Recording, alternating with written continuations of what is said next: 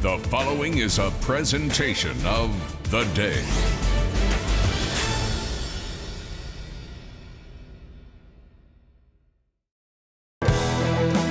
There is no one to help you. Out on the mat, it is just you and your opponent. There can be no mistakes. One slip, one false move, and it can all end. This is why you ran the stairs till your legs ached, the sprints until your lungs burned, pushed yourself to the brink every practice, every match. This is why you did it day after day through the bumps, bruises, scrapes, and strains, through the pain. This is why.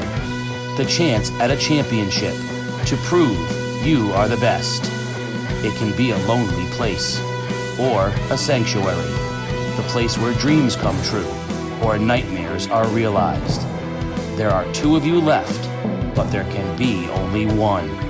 Hear the fans cheer, see your teammates scream, feel your arm raised in the air. This is your day to become a champion. It's the ECC Wrestling Finals, and it's on Game Day, live on theday.com.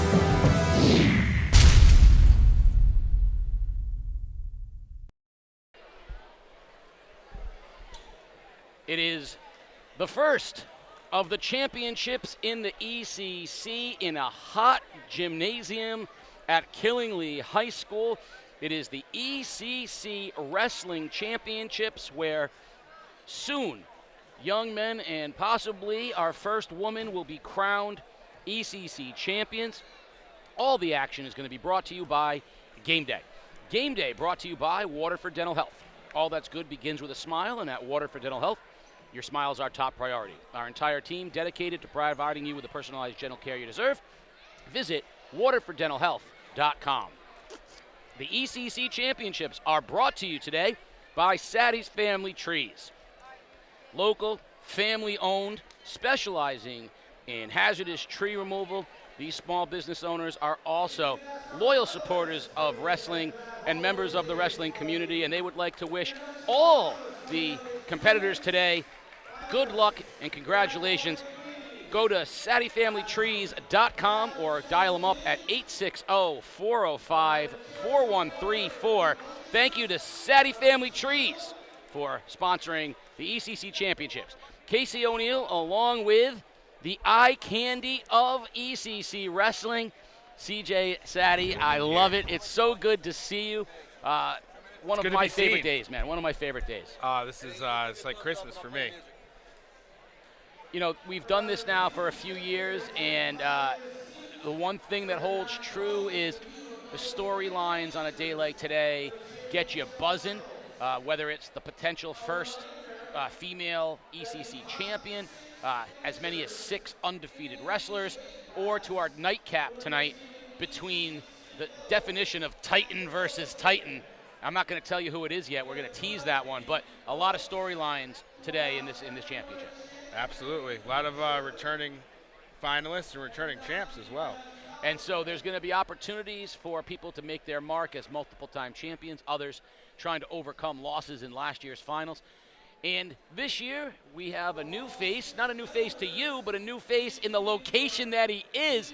Down Matt's side today is our own Chris Giusti. Juice, what do you got?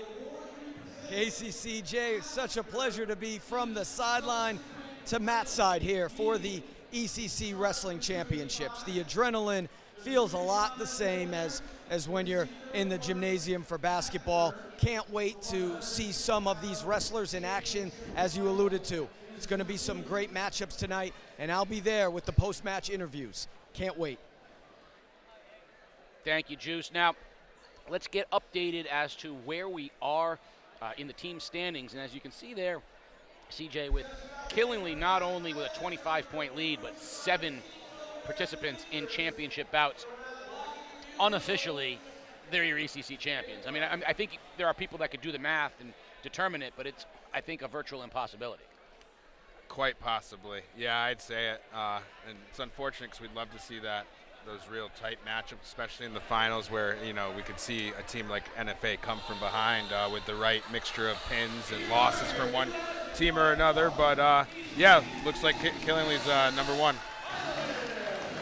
All of the finalists are going to be announced and coming out. I'm getting hyped with this music, dude. These kids gotta love it. So as the wrestlers line up along the sides of the mats, facing each other, our 285-pound match will start us off today. We'll be finishing the day at 215.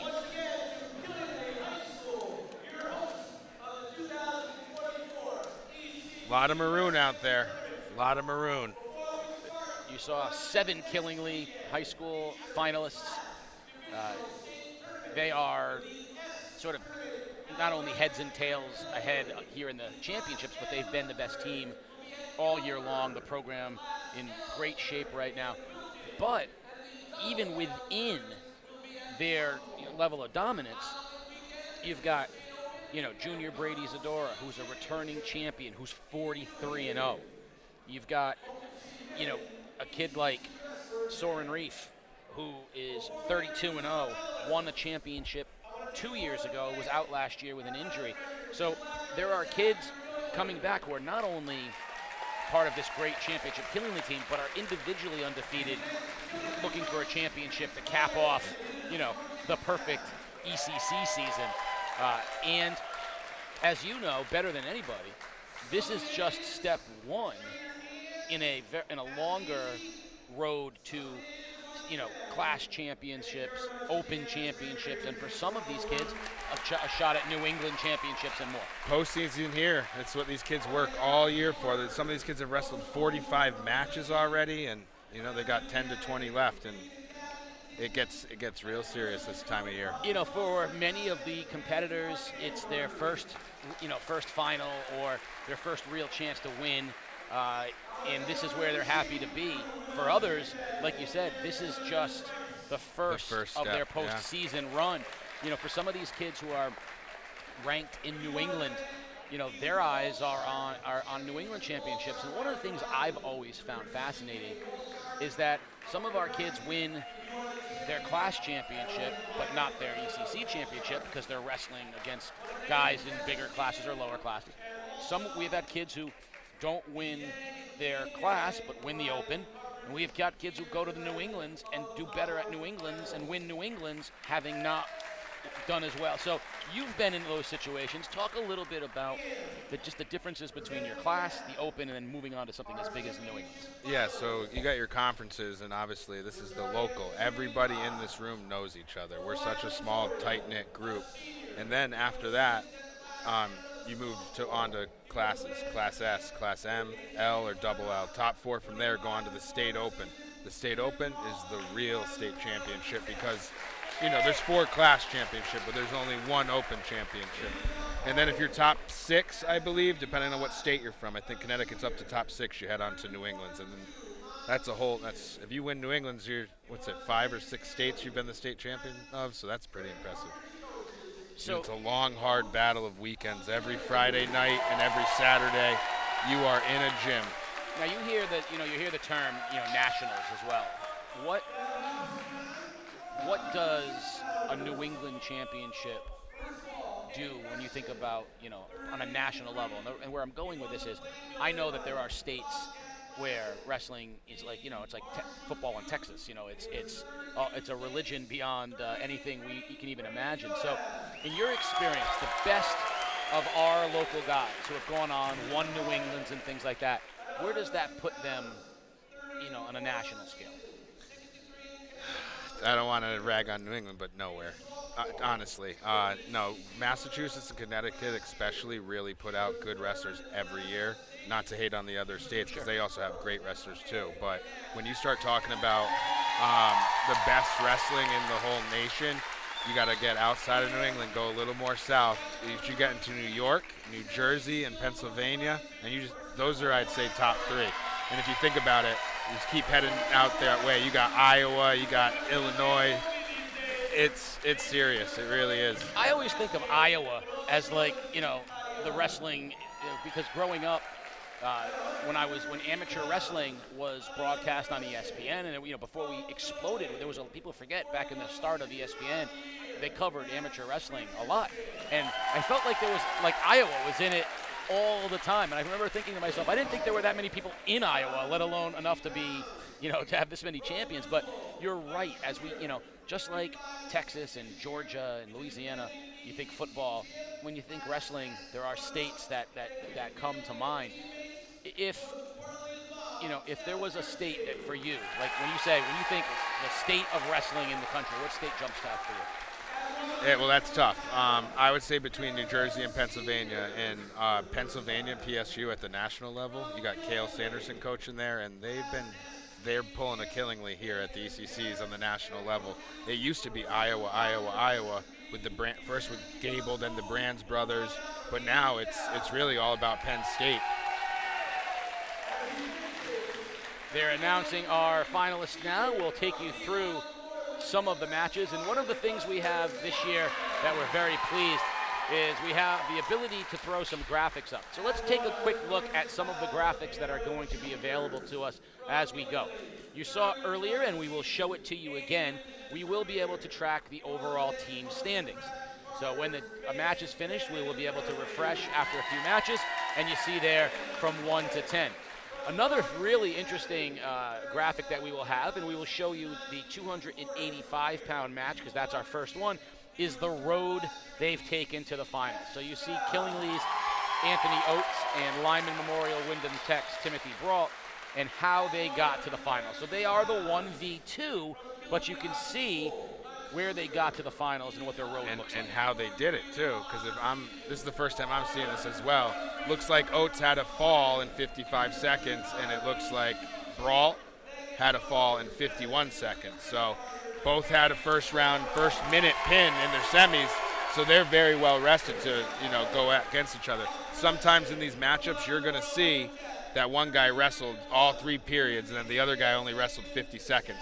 You're going to know who's got more gas in their tank. And you will see that in particular when we go to some of our other matches, including some of our lightweight matches. Some of the competitors got to the finals with bye, pin, and others got there with decision, overtime decision. And then you can imagine the amount of minutes logged today. Another change, of course, this is the day of wrestling. All your matches today. There was no, in the past it's been broken up into 2 days, but a lot of these kids have been here. They did this all in one day. A lot of these kids have been here since 8 o'clock this morning.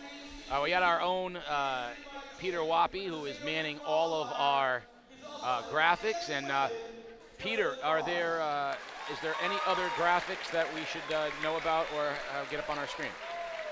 All right, those are our main 2. So now you see right there, last year's wrestler of the tournament, James Linder of Montville. He was the 138-pound champion last year. This year he is in the 144-pound class, and he is 37-0, and certainly in contention for Wrestler of the Year again. Let's talk a little bit about the class of undefeated wrestlers that we have today. Last year, returning champion at 126, Killingly Jr. Brady Zadora is 43-0. That's at 132, or was he at 126 last year? He was at 126 okay, last year. He was at 132. Linder, who won it last year at 138 and is at 144 this year, 37-0. Luke Chapman, Jr. from Montville, in the 157-pound, 35-0. Lincoln Carlson, the East Lyme 175-pounder and returning champion, 33-0. Malachi Fowler, the returning champion, only 14-0 this year because he missed the first half of the year with a knee injury, but he is back in full force. And the aforementioned Soren Reef, a champion 2 years ago, injured last year, missing the finals, is 32-0. So we have a group of undefeated wrestlers. We've also got wrestlers who are returning to the finals off of losses last year. Seth Christie is a returning champion as well. We should make mention of him, but Lucas Gennady, Devin Powers, and Tatiana Irizarry are all returning finalists who lost last year and I believe Powers, this is his third. I don't want to put it out there, but yeah, you look back and you're a champion. You're a multiple-time champion. You've I won. I was a long time ago. Well, you're still a champion. I was champion of once a champion, always champion a of your heart. Once a champion, always a champion, CJ. But you're a champion, and I think you can recite your losses with every bit as much, recollection. I don't know anybody's name that I beat. I know every single guy's name that beat me. I actually got it tatted on my back, so I never forget them. No, they're imprinted on your mind. If you go back, 15 years from now, and Devin Powers doesn't win, he's going to look back and he's going to go, I made the finals 3 times, and let me tell you exactly how I lost each time that I lost. But if he's able to win, there's Powers now. And if he's able to win today in his senior year, he gets to tell the story. It's going to be that much more sweet. That's correct. Now he's had the experience. To do it, he's going to have to beat Bacon Academy's Carson Brown. Brown, who's an outstanding senior wrestler himself, 35-3 on the year. Powers 36-3. So that's quite the matchup, huh? Yeah, it's going to be a real good one. Carson's a really good wrestler.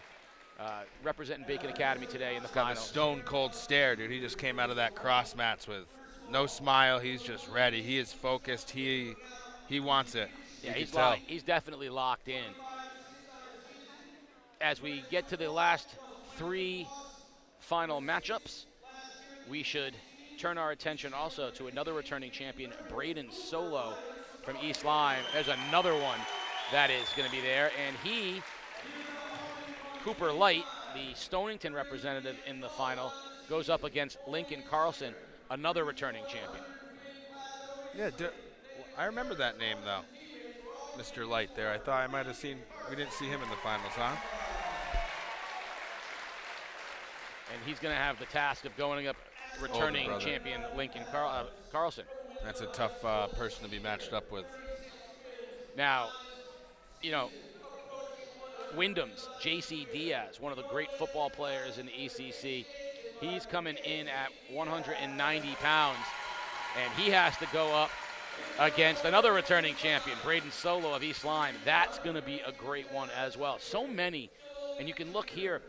We've talked a lot about the different sizes, right? I knew we were going there, and these are the perfect guys to talk about it with. I mean, short and stocky versus long and lanky, and how are these 2 different body types going to go up against each other? And you think the long guy might have an advantage, but maybe the shorter guy does, because he can get lower and get to those longer legs. And the guy with the longer legs, you say, he's got a bigger target to shoot on. So leverage goes a long way. It's fun to really see how these things match up. But our final match of the day at 215 pounds is, quite simply put, Titan versus Titan.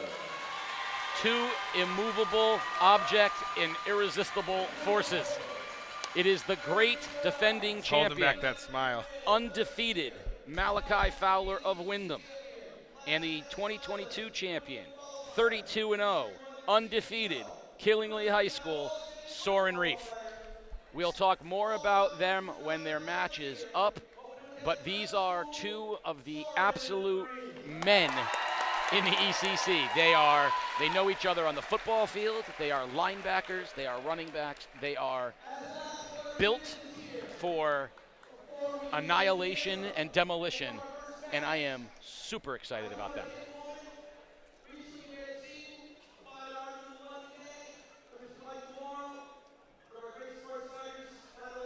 Can they hear that at home?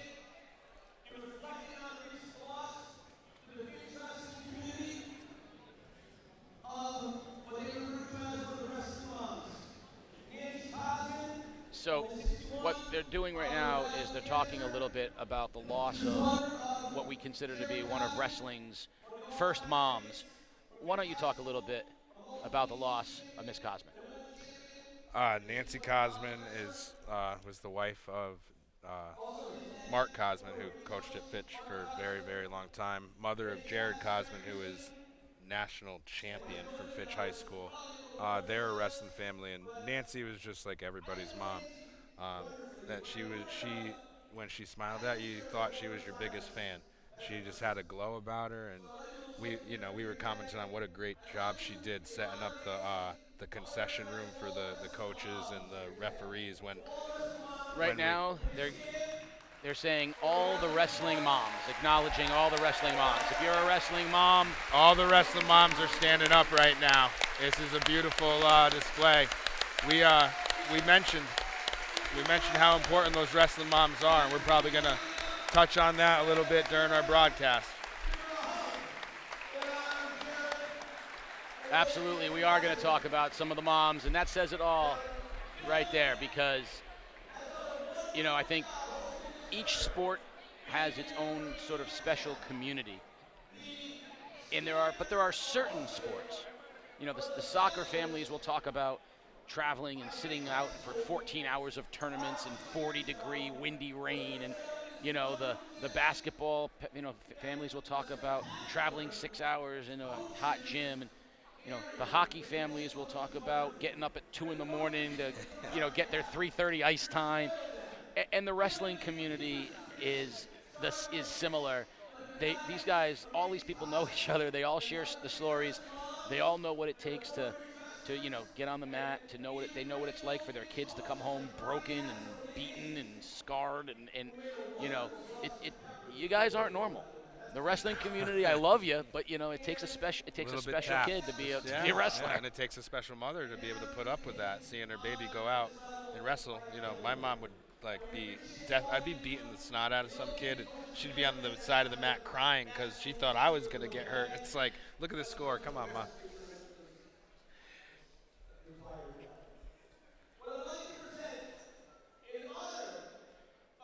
In honor of Nancy Cosman, the 2024 ECC Wrestling Nancy Cosman Award.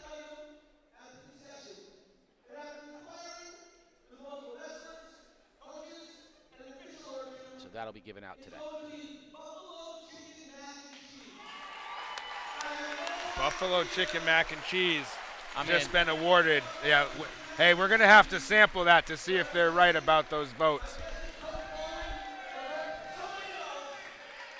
She made it. Look at this.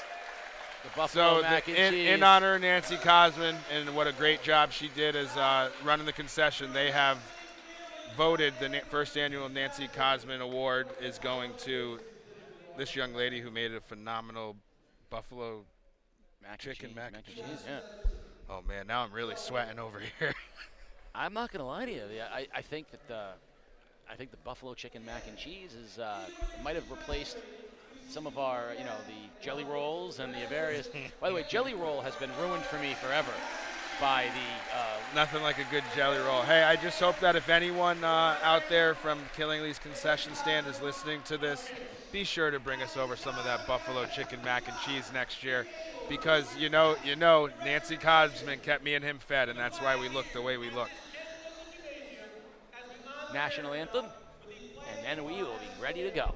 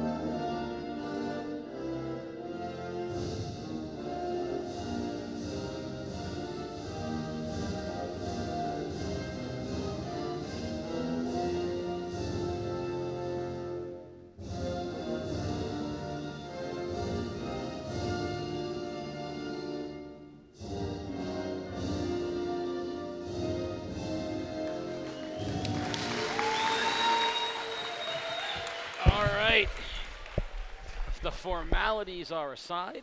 That I said that the Ozzy Osbourne got me hyped, but you know me, that red, white, and blue, that Star-Spangled Banner just gets me going, dude.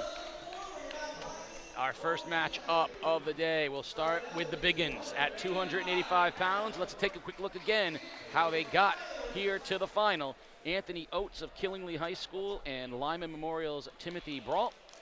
And it is the 1 versus the 2. Oates at 34-2, Brault at 26-4.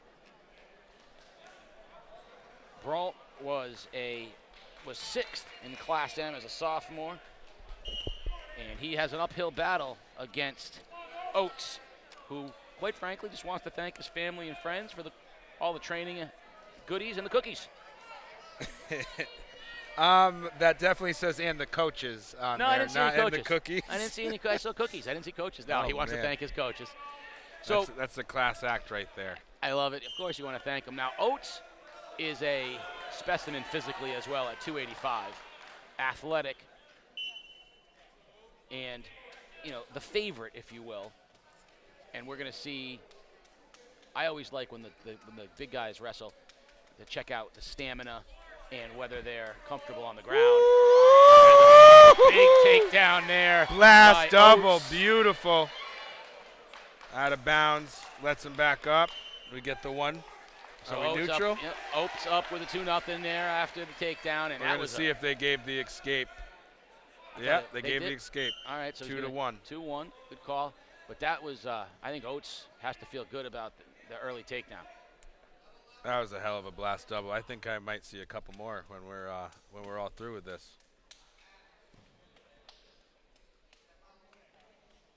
Got a nice still in the gym. Oh, baby, he's going for a headlock. Big payoff. I want to see if he can get him over. But He's going to slip out. I do like the aggressive nature after just getting your takedown, getting taken down, coming right back aggressively. He's definitely he's definitely working these tie up. He's working the head. It's smart. Ooh! Oh man, dude. Oates had a little slip there. That's dangerous too. That one little slip. We're going to get a point for Oates.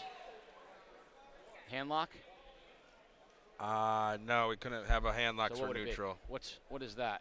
That is locked hands, but we're neutral, so Or maybe he was a warning then, because it's still it's 3-1. They gave him a point. it would have been another. It could have been because of his headgear. Okay.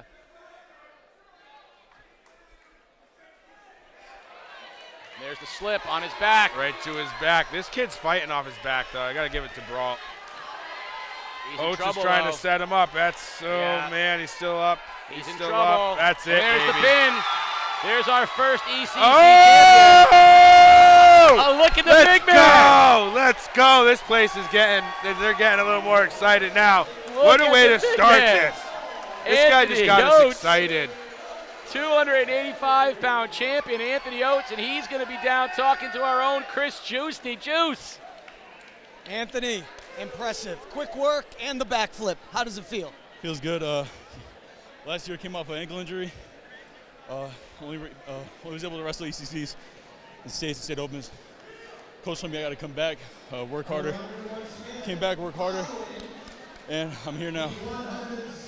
I'll give you a chance to catch your breath there, Anthony, while I phrase this next question. It seemed in the beginning he might have been able to try and get you in a position you were able to slip out of that headlock, and then you were able to make quick work of him with the pin. Talk about how you were able to get him down for that. I just snapped his head so he couldn't see me, and I went for my shot. He was there, and he went straight to his back. So that was the game plan. Now, you're the first match of the night, and so now you get to enjoy being the champ and sit back. What are you looking forward to the rest of the night? Just chilling with my friends, celebrating with them. Had to come out and set the tone. And you certainly did. Anthony Oates, congratulations. Thank you, Juice. Back to you guys. Now on to the 106 championships. Let's take a quick look at our finalists and their road to the finals. You've got Killingly's Brady Jonash and Tatiana Irizarry, the sophomore from Ledyard High School. The two of these wrestlers out on the mat weigh less than one of the last wrestlers. And here's where I was mentioning before, if you look at Irizarry's road to the final, she had a very difficult semifinal, and she is now going to be trying for the second consecutive year to become the first ever ECC champion, first ever female ECC champion. Last year she lost in overtime in the finals. Woo! She's keeping those legs back, working his neck, working his head.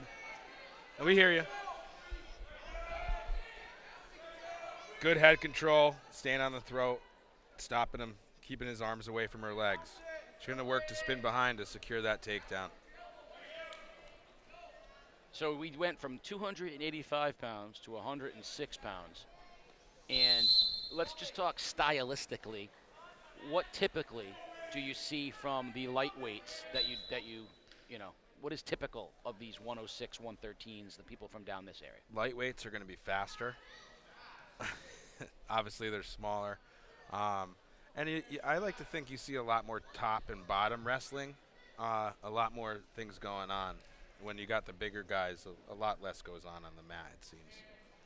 Yeah, it's like a heavyweight boxing match versus a lightweight boxing match where it feels like they throw 100 punches versus the heavyweights.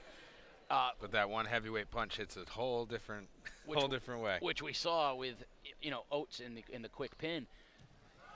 Oh no! She's down for 2.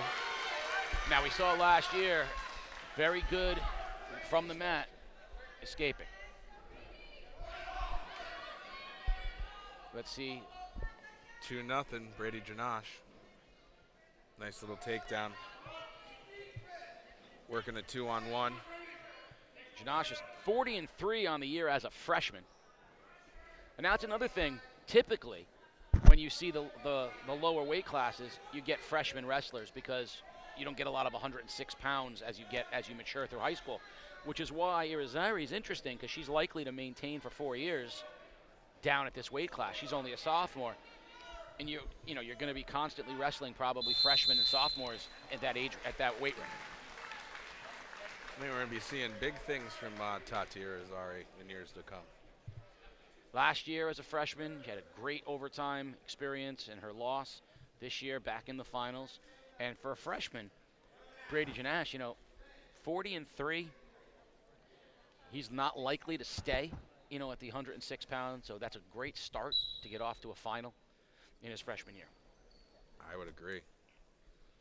I've actually seen this one come up through Killingly Youth Wrestling, and we knew he'd be here soon. Maybe not this soon though. So, good job, man, freshman. Keep up the pace. Well, I remember years and years ago where all you needed to do to get to the finals was wrestle at that weight class and be okay because there weren't a lot of wrestlers at the lowest weight That's classes. how I got there. When you were at 160 pounds, though, I couldn't believe that you convinced everyone you were 106. We actually my senior year, we won states at Ledyard, and we didn't have a 103 pounder. Any kid that was 100 pounds in the halls, we all walked up to him. Are you gonna come wrestle? We just need you to stand there. That's right. You lose 6 points every match if you don't have someone to wrestle. And yeah, you see that at the upper weights too, though. Not everybody has the big guy, and not everybody has the little guy always. One of the staples of wrestling, the nosebleed. We know you love it, the blood time. And this is where I make the point again, where the difference in sports.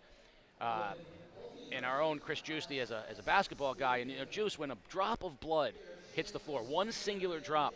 In basketball, they evacuate the gym and they send people in hazmat suits onto the court. In wrestling, if this thing doesn't stop in about 10 seconds, they're just going to jam gauze up his nose and send him right back onto the mat. It's a thing about wrestling that I absolutely love. Right now, if this was a basketball game, they'd have the gym, there would be no one left in the gym right now. Everyone got to clear you out. There's been a drop of blood. Might say something a little bit about the difference between basketball players and wrestlers. I've heard them be called pumpkin pushers. That was one of my wrestling coaches I had. He was actually from Alaska, and that's how he referred to basketball players.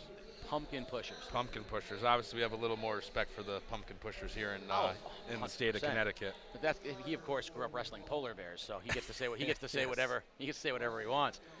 Juice, since you're new to the wrestling community, just in general here, looking around, you've had one match now, you've seen this. Just give me your impressions, because you're a good representative of the people who aren't immersed in the wrestling community. What are your early impressions? Yeah, I mean, the adrenaline's like pumping through me right now. Like this is intense. I'm trying to catch my bearings here and see what it's all about. But after that first match, man, I mean, that was impressive that they were able to get the pin so quickly. So and still be out of breath in the interview. Well, he wrestled for 1 minute. That's and right. So what does that tell you? That's a lot of humanity moving around out there. That's a lot of person. We're a minute into the second. Irizarry down 2-0. She Working that throat. She tends to wrestle low-scoring matches. If you look at her her road to the finals, you see a lot of low scores. So she's definitely a good defensive technical wrestler that way, and you know her from her days, coming up through as well.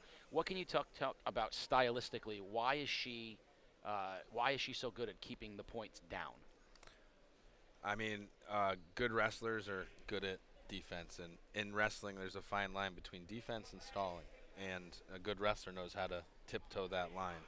I don't know, another thing, I think, being a girl and having to go against the stronger guys, you gotta wrestle a little bit defensively and try to catch them and stuff. Looks like Janash is gonna work around and get another 2, We're taking up a to 4-0 lead. here. We're gonna be seeing plenty of Brady Janash in the future as well. 40-3 freshman coming into the ECC finals, looking to take home his first championship. So we're gonna get Janash with Irizarry in top position here. 4-0. She needs to Start of the third period. How quick's he gonna move off the whistle? She needs to make something happen here, right? She's gonna need to get him onto his back, or more blood time.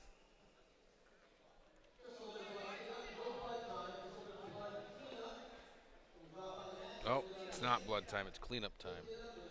I think it's blood from before. Yeah, we have injury time, blood time, and then there's cleanup time. They're all different. When's buffalo mac and cheese time? Right now. We just All right, so I'm going to blame myself this year for a lack of planning, but I mean there is no reason why we shouldn't be coming on air in future events with a big bowl of something in front of us. That's why I hope that the Killingly concession stand gals heard me say it over the air. 100%. We put it out there. You'll make two guys very, very happy. But that's her right over there in the pink if you want the recipe. She won the first Nancy Cosman Award. I wonder if there's any left. Not if it's that good. Probably not. So Irizarry down 4-0 here, trying to make something happen as the third period is 30 seconds She's done. got the boots in there. This is where she's going to try to get those legs in. She's going to try working a power half and really working him down. But she's got to go big here. Even if she gets him on his back for a 3 near fall, it's not going to be enough. Potentially dangerous. And you can see the strength in Janash. Like he's ripped for. Janash got some panache. He does, the panache from Janash. Yeah. But look at the tricep. I mean, the kid is rippling, so you know he's strong. What's in the water in Killingly? Buffalo mac and cheese. Is that what they're pumping him full of? She's trying. You can see she's trying to get that neck down. She wants to try to flip him over. And right now, I'll be honest, he's got a minute of staying off his back. That's what he's got to do.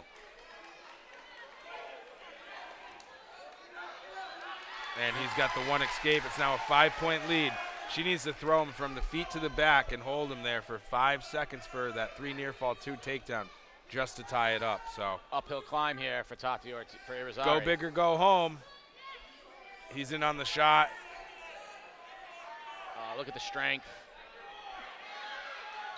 And they're going to call a legal move for scissors, head scissors. No, back into the blood. Blood time again. Opened it up a little bit. Of course, we can come full circle because the start of our fall sports season, we did the great, of course, fall sports video featuring Killingly's Soren Reef carrying a thankfully donated giant log from a reputable family tree business, and that log that scene was meant it was a replica of the scene from Vision Quest, and he was playing the Brian Shute category. Now the Loudon Swain character, played by Matthew Modine, the big issue for him is he's a bleeder. He pops nosebleeds, and he ends up losing a match because of the inability to stop the blood, because they don't tolerate that in the Midwest. You can bleed, they get the heck off the mat, man. It's like a character flaw. Get out of here. Here, however, we're going to get the blood under control, and then we're going to send Mr. Janash back out to try to finish his ECC Championship run with a 5-0 lead here with only 34 seconds remaining in the third period. So Vision Quest came out in the early 90s? Nope, earlier than that, 80s. So it was the 80s because Madonna was in it. Correct. Right? No, it was her soundtrack. It was her soundtrack. Yes. We, coming into freshman year, the guys were like, you have to watch this movie. And I watched it, and that it gives you a little bit of more understanding of what you're supposed to be doing out here. 100%. One of my all-time favorites. We don't have a lot of good wrestling movies, unfortunately. Not enough, no. Not enough. Not Foxcatcher. Which is like depressing, though, at the same time. Yeah. That is true. She's pulling some funk there. I mean, I don't know what I'm watching right now, but Irizarry's trying like crazy, down 7-0 here as time's running out. And that's it. Congratulations, Brady Janash. A 7-0 win over Tatiana Irizarry. She has made it to back-to-back finals and has come up empty, but I expect you'll see more from her as well here moving forward in the future. So not only was she the first girl to be in the ECC finals, but she was also the second, right? Yes. Yeah. The Juice, you got our next winner. What do you got? Here with Brady, great win. How's the nose? Feels good, never felt better. Now, she's known, she's a returning finalist. She's known as being a good defensive wrestler. What was the strategy going into that match? Well, I knew she did a lot of over-unders and chin whips, so I wanted to stay low, go for back doors, so when I get the double, she doesn't chin whip me. She's a great wrestler, honestly. Very good defense. Awesome wrestler, props to her. Only a freshman, and a lot ahead. What's in store for your wrestling career here? I hope to win New England. It's my main goal. Great job today. Good luck. Thank you. I love it. Guys. That's the attitude we love. Brady Janash wants to win. He means New this England. year. He doesn't mean by the end of his career. He means this year. And I think he might be, I could be wrong, but I saw something the other day that he is ranked in New England. I think he's ranked top 7 in New England. So I believe it. I believe it. Next up, our 113-pounders, returning champion from last year at 106, Griswold Wheelers Seth Christie. He's taken on a freshman, Max Richardson from Killingly. Let's take a look at the road there. Christie with a pretty easy road to the finals. And Richardson, look at the score over Samarco, who was a returning champ. Look at the score, 13-8. That's a big score in the. But it says there was actually a fall. Oh wow! So it was a big score when that. Okay. And look at the score of Richardson in the quarterfinals. It very well could have been 8-8. And then feet to back, 5 points, and then pin. So we got two wrestlers here, Christie and Richardson. Christie, the returning champion at 106. Now he's trying to become champion at 113. We the Christie boys and the Richardson boys, huh? Talk about wrestling families. Yeah, these guys have both been wrestling against bigger, stronger people since they were, old enough to walk, because the older siblings, beating you around. Best way to learn. Pretty sure the oldest is a Jack Richardson. I don't know if it's the oldest, but he's having a phenomenal year at Johnson & Wales University. Another ECC wrestler that comes to mind is Tyler Miller, former Ledyard wrestler who's up at Plymouth State, and he's representing for the ECC. So Christie with the early 2-0 lead here on the takedown with Richardson. Christie looking to return champ. Looking to go up a weight class, can be a two-time champion at 2 different weight classes, heading into his senior year, and maybe three weight classes over the course of a career. Well, there's only I could be wrong. There's only 2 4-time NCAA champions. One is Cale Sanderson, the other one is Kyle Dake. Cale Sanderson stayed in the same weight class every year. Kyle Dake did it in 4 different weight classes. That's remarkable. Let's call the stalemate here. Yeah, not moving. I don't know. He's got that arm. Richardson seems pretty content to let it play out, but Christie decided he wanted to try to move him a little bit.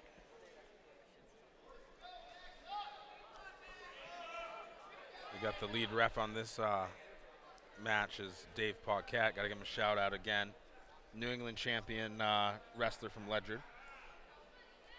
And I think he was a Rhode Island College wrestling coach for many years as well. What do you see Christie doing here, and what is Richardson trying to? There we go, with a little reverse. You get the escape. Yes, he did. 2-1. Christie was working what's called a Western hook, trying to kind of trap that one leg by, locking it up with his leg. Beautiful double. 2. And out of bounds after the takedown. You like that? And that's one of the things you're going to hear in this gym is 2. I got to be honest with you. So far, I like the Griswold singlet. I was the gonna Wolverine on the back. I was gonna. Well, how about that Green Bay G in and the front? And the Wolverine on the back. That's outstanding. That's my favorite so far. It's pretty cool. You know what they say? If you look good, you wrestle good. No, I am living proof that is not true. Oh, you're saying you looked good. I looked fabulous when I wrestled my college roommate, who was a New England champion. And I'll get news for you. There was nothing good about it. Nothing good about it afterwards. They also say the good, the bad, the ugly. Mine was all the ugly. All over a misplaced Jell-O pudding snack. That's funny because my college roommate Julian Hightower whooped me up because I took 5 of his quarters. I bought a thing of Skittles out of the vending machine. He put a beating on me because it was his laundry money. I didn't take his pudding snack. I ate one in front of him and taunted him because he was trying to lose weight, and that was a real bad mistake. You definitely deserved that. Oh, I deserved it big time. Oh, no, way big time. So Christie here now up 4-1 and has been the aggressor throughout. Richardson has spent much of the first period and a half, on the mat here with Christie trying to work it. Now Christie's going underneath here.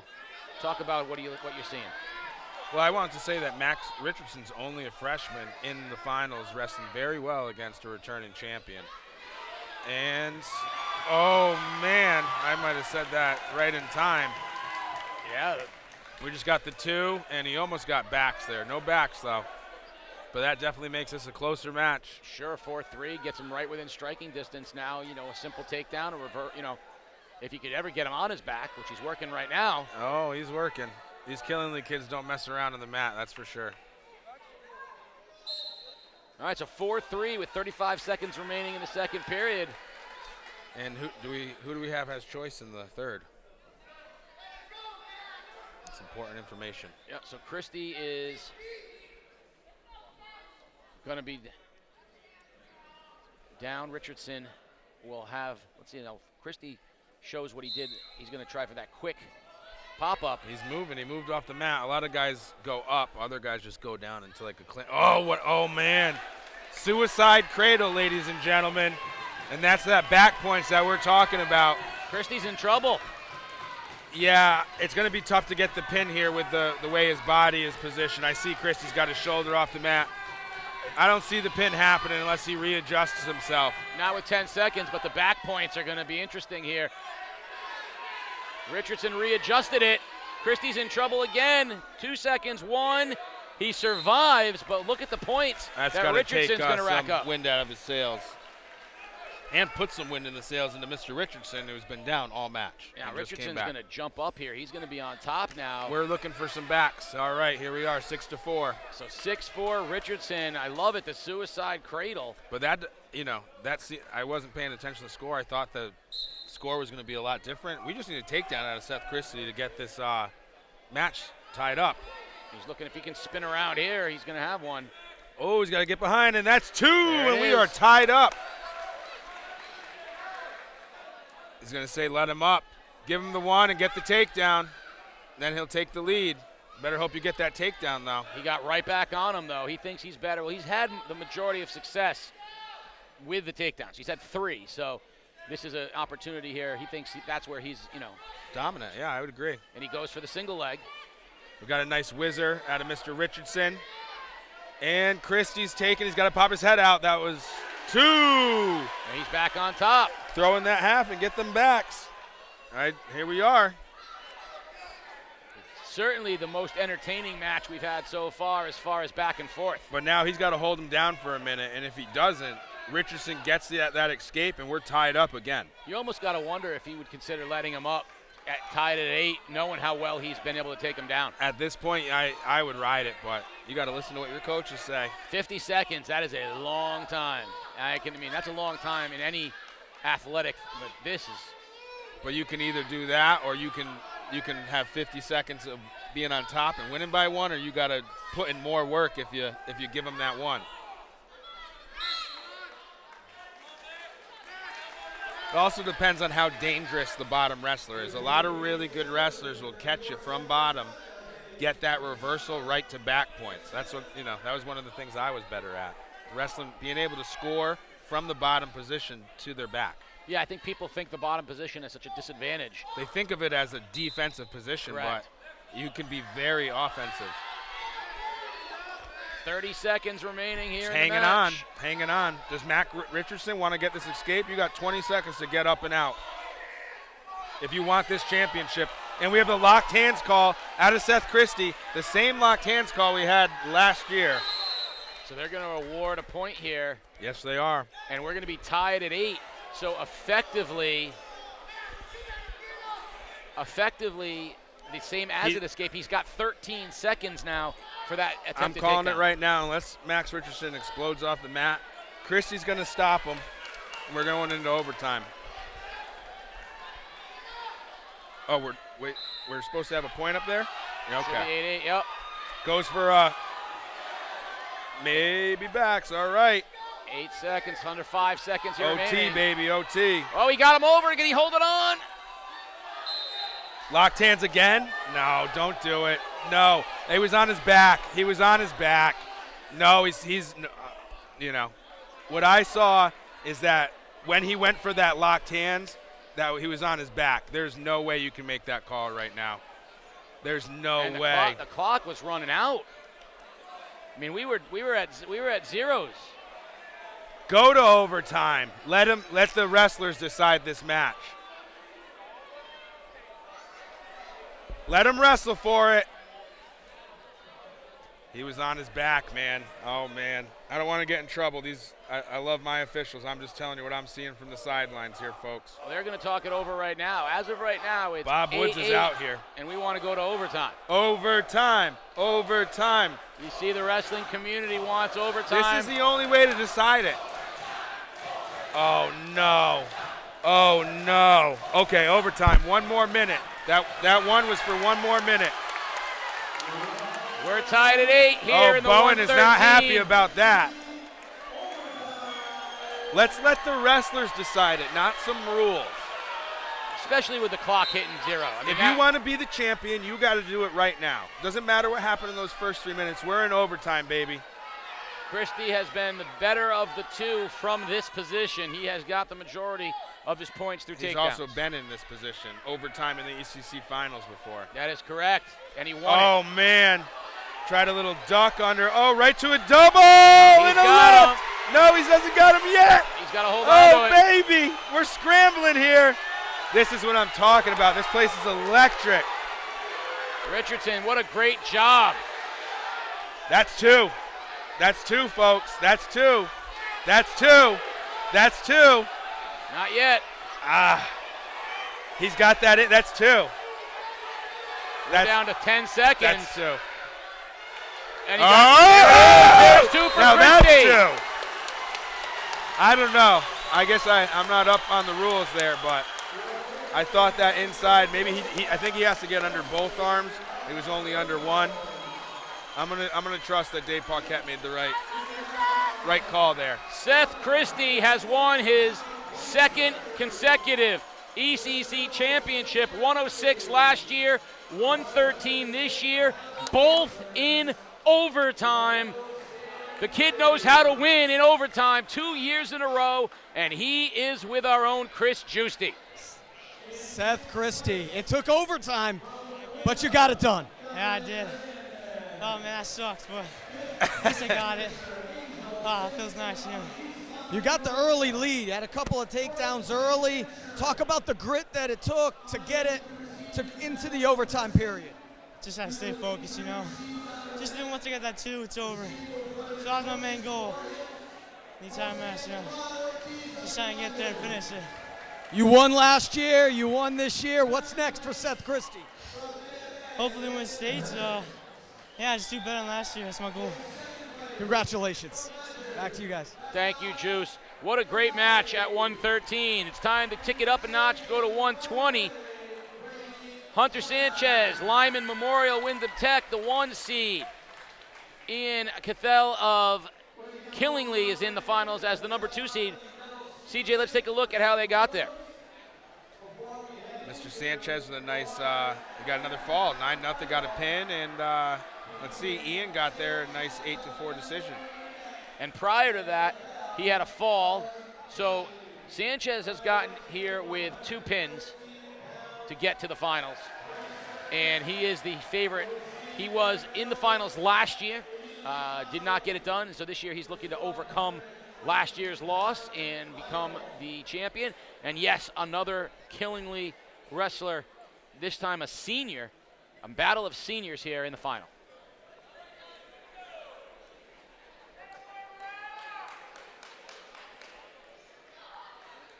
Woo! We got an athlete. A lot of athletes out here. Sanchez, the number 1 seed in the white. Representing Lyman Memorial, Wyndham Tech. I'll tell you, I know he lost the match. I was very impressed with Max Richardson in the previous match. Only a freshman. That's a lot of upside coming up. Yeah, I mean, he had it. I'm getting text here on my iWatch, my Apple Watch, telling me that I need to brush up on the rules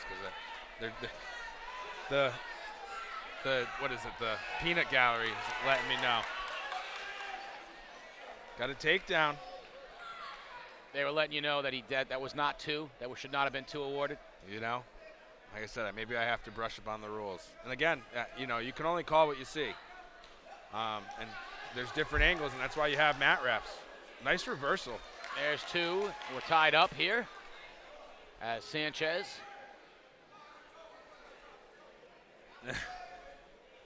I'm brushing up. I didn't get certified to officiate the past 2 years, so I got to brush up on my rules. I always knew all the rules because I knew what I wanted to break. Now, I have to say, the wrestling community is rivaling basketball for most tattoos as well. Sanchez in a spot, and the pin out of nowhere! Sanchez is hyped, dude.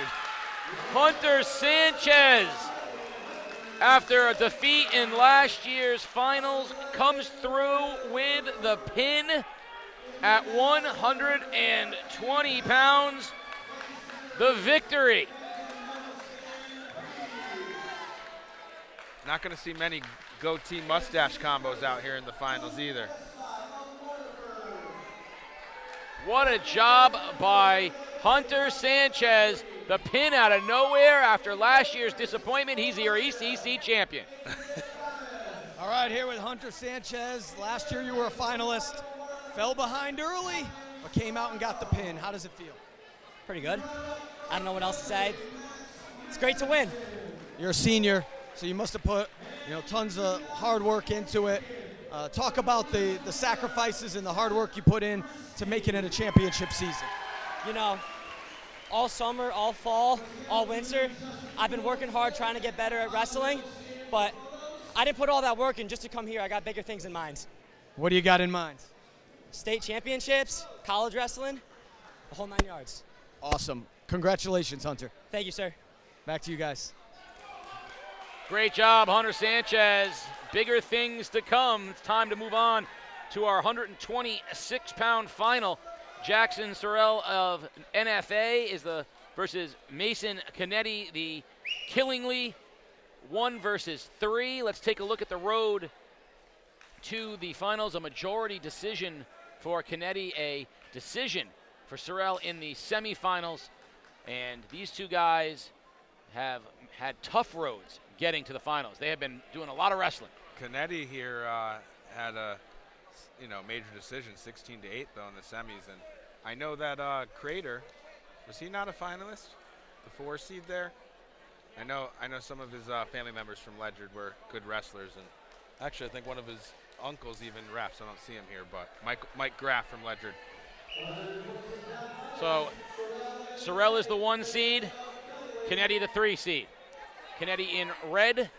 Both juniors. Excuse me, Sorrell is in red. NFA red. Is in red. So Sorrell is in red in the singlet, and Kennedy is red on your screen for scoring. So yeah, you're usually supposed to do it the other way, but I think they're pre-marked. You would like to think the red would be matched with the red, but that's, too much to ask. It's good to have that juxtaposition. Red there. and green makes me think of Christmas anyway, so it's, Ho, holiday ho, time ho. of year. Holiday time of year. Christmas cookies. That's another thing we could have here at the no shortage. We lobby every year, and yet there's never a spread waiting for us. They all know that we're hungry, so someone's going to deliver us a pizza one of these years or something. That would be so nice. But then we're going to be chewing and not talking, so they're going to fire us. We'll rotate. I'll chew, you talk. You chew. It's a deal. So Sorrell with the early 2-0 lead here. The NFA junior. This is a battle of 2 juniors. Sorrell was 36-3 on the year. Kennedy was 30-10. So both know how to win. 30-10. That's 40 matches. That's a lot of matches. Yeah, Killingly wrestles a lot of matches for sure. I'd say probably more than any other team in the ECC. Oh, baby! Down Double goes leg. Kennedy. Off of the mat. Now remember, we have to safely return our opponent. Now, if that was freestyle, you throw them and try to knock the wind yeah. out of them, break their back, and pin them. Well, you know what they say. A boxer will hit you with his fist. A wrestler will hit you with the world or the earth. Oh, the earth. I like that. Earth. Or the air. Yeah, the earth. I like that. World seems even more daunting, though. The earth, it's that It rocky substance. Oh, yeah. You're not landing on the water. You're landing on the earth. Sorrell up 4-1. This is our bow and arrow cradle, Casey. Not a food reference, no, a weapon reference. That's all right. One or the other. And that's because, you got one arm over the guy's neck, the other one in between his legs, and you're using your forehead or the top of your head as the arrow, and you're bending him until you can put his knee near his head and lock him up, make him eat his knee. Well, I've noticed that most wrestling terms involve either weaponry or food, which is fine with me. I'm good with both of those things. But the things that sound delightful in wrestling are never as pleasant as they sound. For example, a grapevine is a beautiful, piece of summer delight, and it's not anything you ever want to experience on the mat. Yeah, single leg and a double leg, that's an order at KFC. That's correct. Are there any wrestling terms that combine food and a weapon? You have like a potato gun? Can they hear Peter? Yes. And yes? Yes. If it's a wrestling move, it is a weapon. Is there an exploding jelly roll or something like that? I don't know. Guys at home, please feel free to send in your weaponized food. I do know that the guillotine is one that I've experienced as well. That's every bit as bad as it They sounds. use it to chop food, right? That's right. Gallagher would put a cabbage. Yeah. Sorrell here up 6-2 in the second period has done a great job sort of limiting Kennedy's, he's kept them on the mat, kept them kind of neutralized.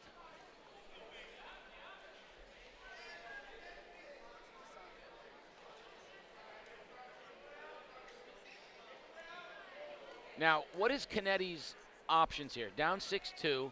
Is you just want to chip away here and try to just get your escape and get out and start over, or would you be the type that would try to reverse something into something offensive? Yeah, from the bottom, I would be working to get. I would probably work a rollout and try to get to his. Like I said, you can almost trap people into moves, but right now he needs to defend getting put on his back. He's doing well, but Sorrell's really dominating him. What was your favorite move when you could put it on someone? What was your favorite? Oh, man, I did a lot of cradles, a lot of cross arm chicken wings, a lot of chin whips. That sounds fun. Chin whip doesn't sound pleasant at all. The chin whip is there's two forms. You have the chin whip and then the cement mixer. Neither of which sounds like anything I want any part of. Unfortunately, you can't eat cement, so you can't. No, but it's not something I want to be a part of. Clock winding down here as we finish the second period, and Sorrell has done a fabulous job and is just sort of working Connecticut right now.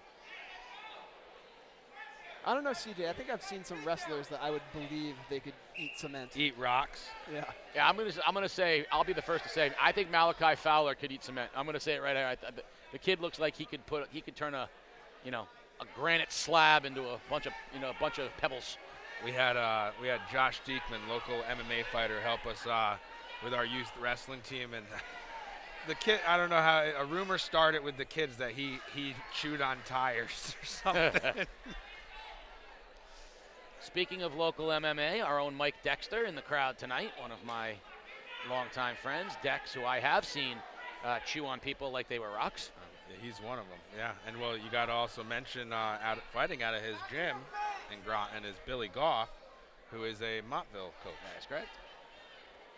With Mr. Caskey there, who's also an MMA guy too. When we have 30 seconds of free time at some point in the broadcast, I will tell you a very brief Mike Dexter story that you will laugh at, and folks at home who know Dex from his days of growing up and or of his MMA style as Jim, you will laugh and say, yep, that sounds about exactly right.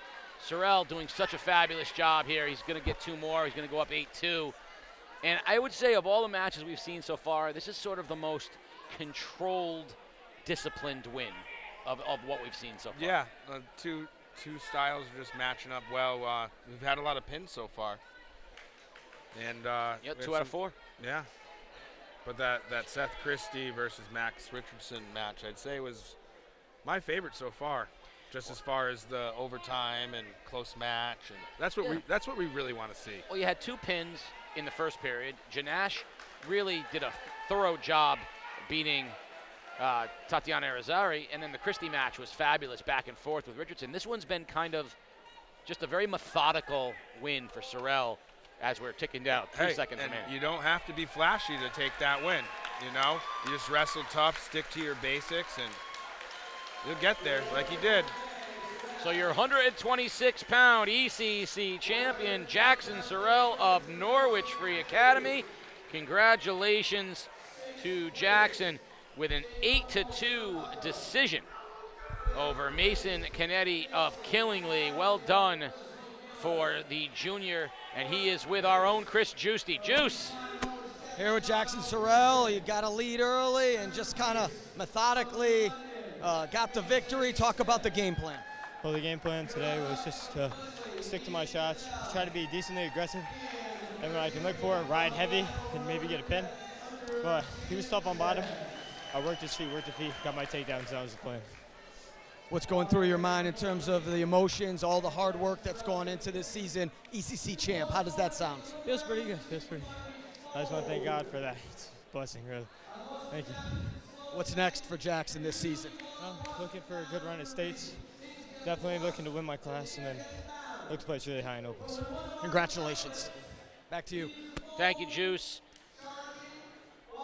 As the athletes take their turns at the podium and on the platform, it's time for our 132-pound match. And here is something special because you got a freshman, Lucas Judd from Lyman Memorial Wyndham Tech. He's 33-1 on the year. He's the number 3 seed, but he's got to go up against returning champion, the 126 champion last year, undefeated at 132 this year, Killingly's Brady Zadora. And look at Zadora's scores heading to the final. A little bit different than that 2-1 match Lucas Judd had, but like I was telling you earlier, the first time I heard about Lucas Judd was when I opened up ESPN Kids Magazine and he was in there for wrestling. We've been waiting for this kid to come to high school wrestling for a long time. Looks like he's got a stud in the finals, but I think we're going to be impressed with how well he does against this powerhouse that Zadora is. And Zadora is so good, and Judd has the future ahead of him. Right out the bat, though, Zadora gets the ankle, spins him around for the takedown for 2. There's a lot of difference between physicality and mental and physical maturity, and the difference between a 14-year-old and a 16 to 17-year-old. And there's a size difference. I think Judd is probably an undersized 132, if there is such a thing, versus Zadora, who's right at that number. But, I mean, the future for Lucas Judd is going to be super bright. And what a great way to start, right? Start your ECC career going up in the finals against an undefeated returning champion. I mean, let's go. It's got to be tough, though. It is, but this is when, I mean, I'm going to go predict the future. When Judd looks back at multiple ECC championships, he's going to go, and in my freshman year, I had to go up against this dude who was, man, you know, like, that's going to be part of the story. Like, I went 3 times in my freshman year. I got mushed, or maybe not. But that's part of the greatness of competition. And again, there's very few sports where you're truly alone with your opponent. It's just you. Coaches can help, teammates can cheer, moms can root from the stands, but there's you. And I think there's something beautiful, almost poetic about that right there. And that's why we're better than all the other sports. You didn't hear me say that. I'm just speaking for, you know, the wrestling. I think 95% of the people watching right now are going, that's right, CJ, we are. Zadora doing such great work, staying on top, riding it out. 15 seconds remaining in the first. I mean, there are a few sports where you're playing, you know, tennis you can play one-on-one with somebody, and there's lots of sports where you're you're playing that individual, but the physicality of wrestling, I mean, that's a lonely place out there, man. If you're stuck in a foxhole, do you want a wrestler next to you, or do you want the tennis player? Well, the Williams girls, they can hold their own. I was about to say, I can think of a couple of tennis players I might want with me, but. So 4-1, Zadora. Ooh, Lucas Judd's moving quick, though. He's putting his hands up on his head, trying to make him blink. Close your eyes. That's a good time to shoot on your guy. So what I like is that he's not in any way intimidated. You know what I mean? Like, he's like, hey, I'm going to let it all hang out. He's been in bigger matches than this, that's for sure. But this is his biggest high school match to date, I'm sure. And, you know, right now, Zadora, still wrestling. No, now we defending got champion, the 2. knows what it takes. 6-1 here in the second period.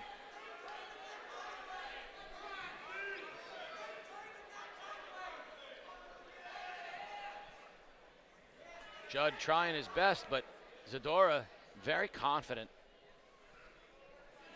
I mean, Lucas Judd is holding his own against an undefeated junior returning champ. And not just undefeated, by the way, 43-0.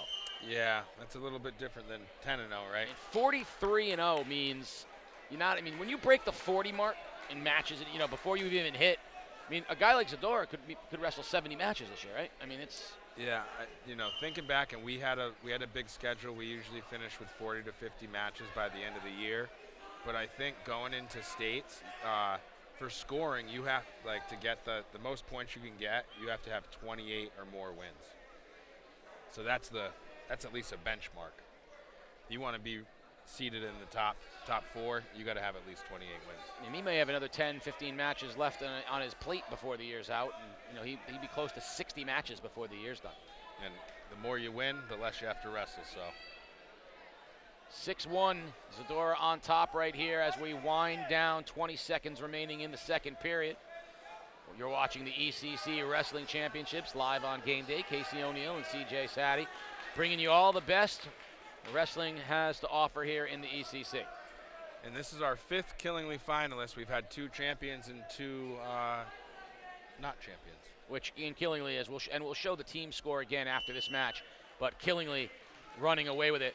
Actually, let's pop it up really quickly after this match is over. We'll pop up the team scores and have a take a look at it, because I think Killingly has clinched effectively the team championship, but all the other teams are jockeying for position. Yeah, so maybe our next discussion is, we already know who got first, but who's going to take second? Because that could be, a lot can change. I should start looking at those matchups, because we had NFA in second, and was it Wyndham in third? Yes. All right, and I'm going to be counting my Wyndham versus NFA finalists here. We had Sorrell just take one. And you're also going to be looking at wrestler of the tournament. You know, who's the wrestler, who gets that MVW. All right, I'm going to have to correct you here. It's an MOW or Most an outstanding OW. wrestler, yes, I know. With no MVPs, no players out here. Who gets the Mo? The Mo. I love that they just add the most on it. You can't just be outstanding. You have to be the most outstanding. It's like, if you're outstanding, you already did the most, right? Well, unless you're outstanding in a field. Da-da. Well, that's what I've heard. That someone told me you're outstanding in your field, and I'm like, I don't have a field. I have a yard. 6-1 here for Brady Zadora. He is, at this point, in control of the match. Now it's about, right, don't make a mistake and stay aggressive, but stay vigilant, right? You just don't do something Day off your silly. back, 1, out of bounds. No loss of control, no 1. We're still on the mat. Talk a little bit about wrestling with a lead. And you can do that. It's easy, it's easy to say stay off your back. That's like saying go throw strikes. But the other guy's doing some stuff too. So what is the mentality? How do you wrestle with a lead? Conservatively, unless you're really dominating them, especially if you're in the bottom position, you can't really be going for that Granby roll where you expose. You can't be doing those high risk things. You got to stay a little more compact, and you got to stop what the guy's doing. Lucas Judd's a good wrestler. Third period, that's where matches are won. So we still got a minute here of wrestling. Anything can happen. Yeah, a minute is an eternity. It feels like it goes by quick. Other times it feels like it's an eternity. It never ends. And I can only imagine what it feels like when you're the guy trying to come back, or you're the guy on your back. Yeah, when you're losing, it probably goes a little slower. When you're looking up when you're holding onto the lead and you look at the clock, it starts moving slow too. Goes backwards. Like, I swear I had 40 seconds, now I have 50. 35 seconds remaining. Zadora looking for the championship to cap off an undefeated season at 43-0 and be a two-time champion as he won last year at 126. Down to 26 seconds remaining here in the match. Yeah, 132 pounds here. How many matches are we through? Not quite halfway. We're 5. This is our 6th match. This is our 6th match, and Killingly has had 5 out of those 6 matches. Had someone in the final. That is correct. I'm going to be pointing out Killingly's big stats here all night. It's pretty impressive, man. They've done a great job with the program. And Coach Rich wants Bowen, every point. It's like you already got the win. No, but Rich Bowen took the lead, or he got his 700th win, and I think he might have already been the most winningest coach in the entire state, but he's now at the 700 mark. That's remarkable. We've seen some great numbers from coaches in other sports. The 500 win club, 700 wins. That's scary. 15 seconds now down, almost 10. As Brady Zadora got that reversal, grabs 2 more, and he's going to ride out these last 5 seconds. And there it is, 8-2. Brady Zadora is the champion at 132 pounds. A game effort from freshman Lucas Judd, but Zadora wins for the 2nd year in a row. 126 last year, now up to 132. And he's going to have some comments to our own Chris Juicy. Juice. Brady, you had a big lead, had to survive that 3rd. Talk about it. I knew I could stall on bottom. I knew he wasn't going to be able to turn me. I have trust in my bottom, and I have trust in my top games as well. He couldn't escape. Undefeated this season. That's a game freshman. He only had a 1 loss this year. Talk about the intensity and the focus that you got to bring to not slip up and lose 1 match all season long. I mean, Lucas is great. He's been around a long time, but I run this. I've been here before, and this is his first time. I have no doubt that he won't be kicking butt next year. Rest of the season, what are you looking forward to? Definitely states next week. State opens after that. Just keep winning, keep trying to improve my record. Congratulations. Still undefeated. He runs it, Brady Zadora, Killingly, and Killingly has run it. Let's take a look at the overall team scores right now, and you can see Killingly running away with things, a big lead over NFA. Wyndham in 3rd with a slim lead. Wyndham still has a few more championships to go. I'm going to call it here right now, too.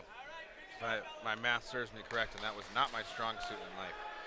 But I'm gonna say Norwich is probably taking that 2nd place.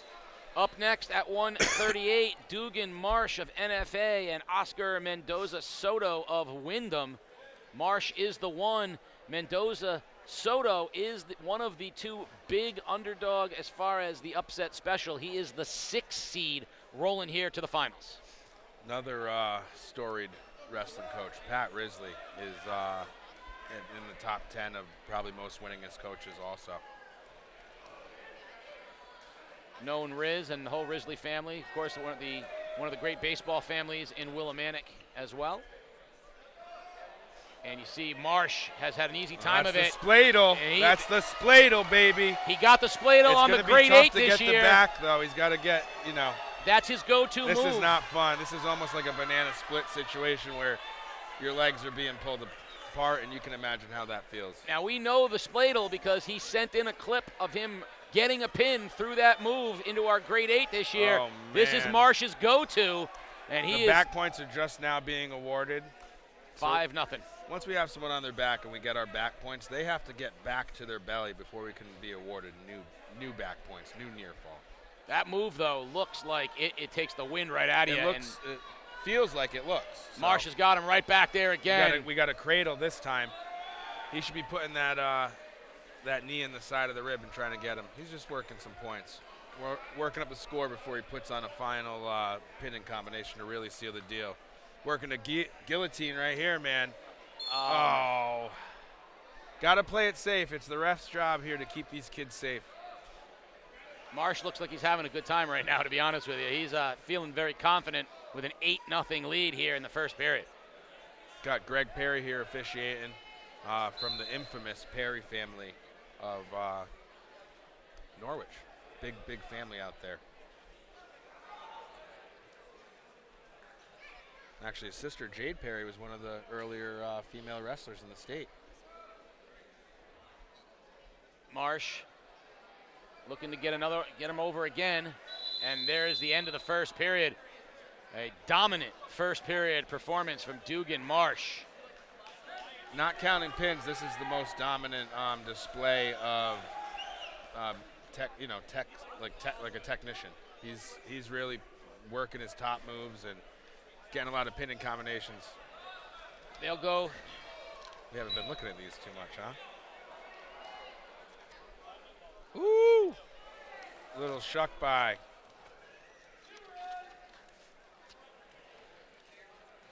Oh, Marsh just working him over again. And that's that cross wrist with the wing. Real nice move, you got one of your arms strapped. What can you do? Marsh was third in the ECCs last year. This is something. He also credits himself as being an academic weapon.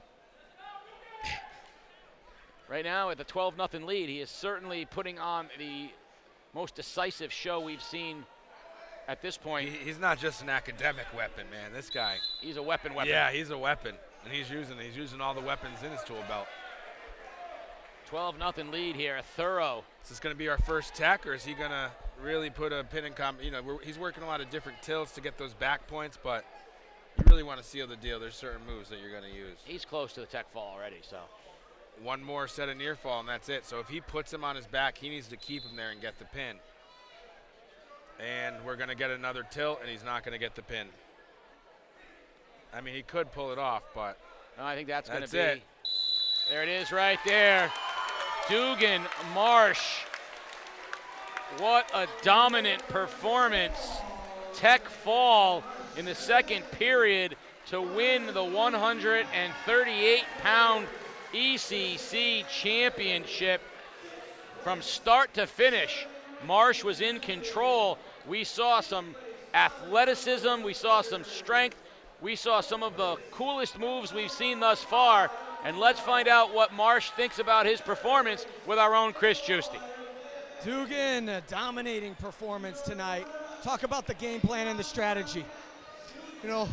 All week I've been working on top, so just push that as hard as I could, get as much points as possible.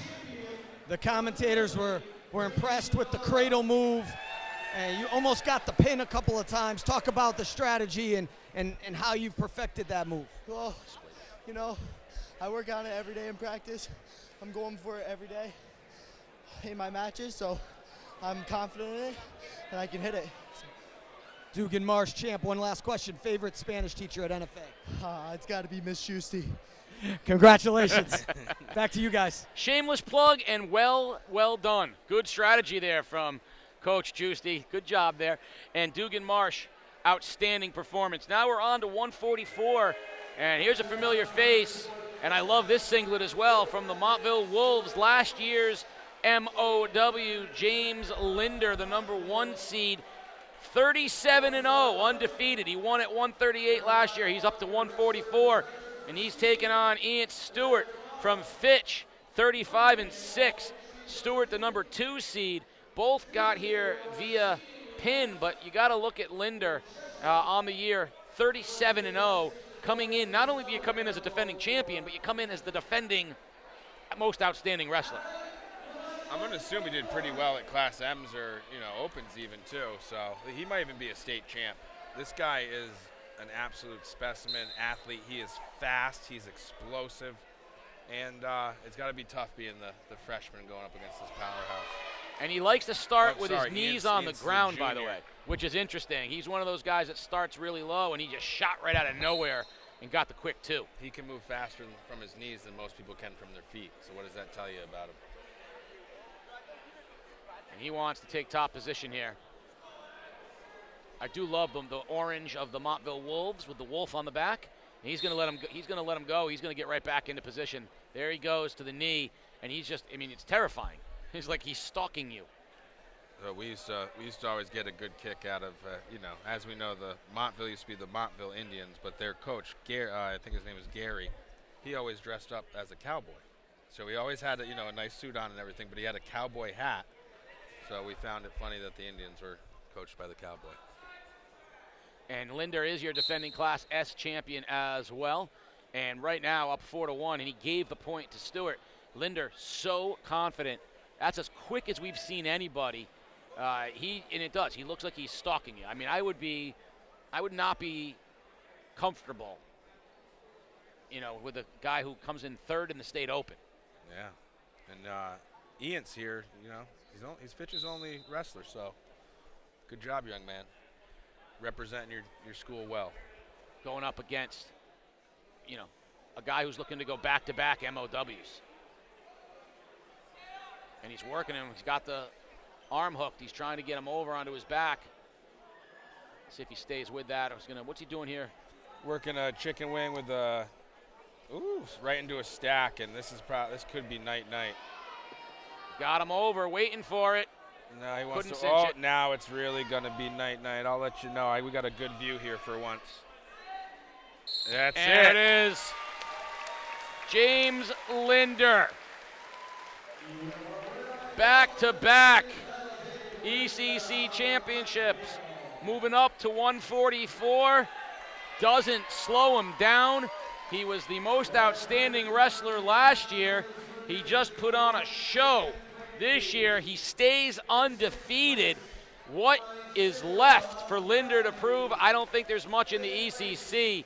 What a dominant performance from one of the ECC true gentlemen, too, by the way.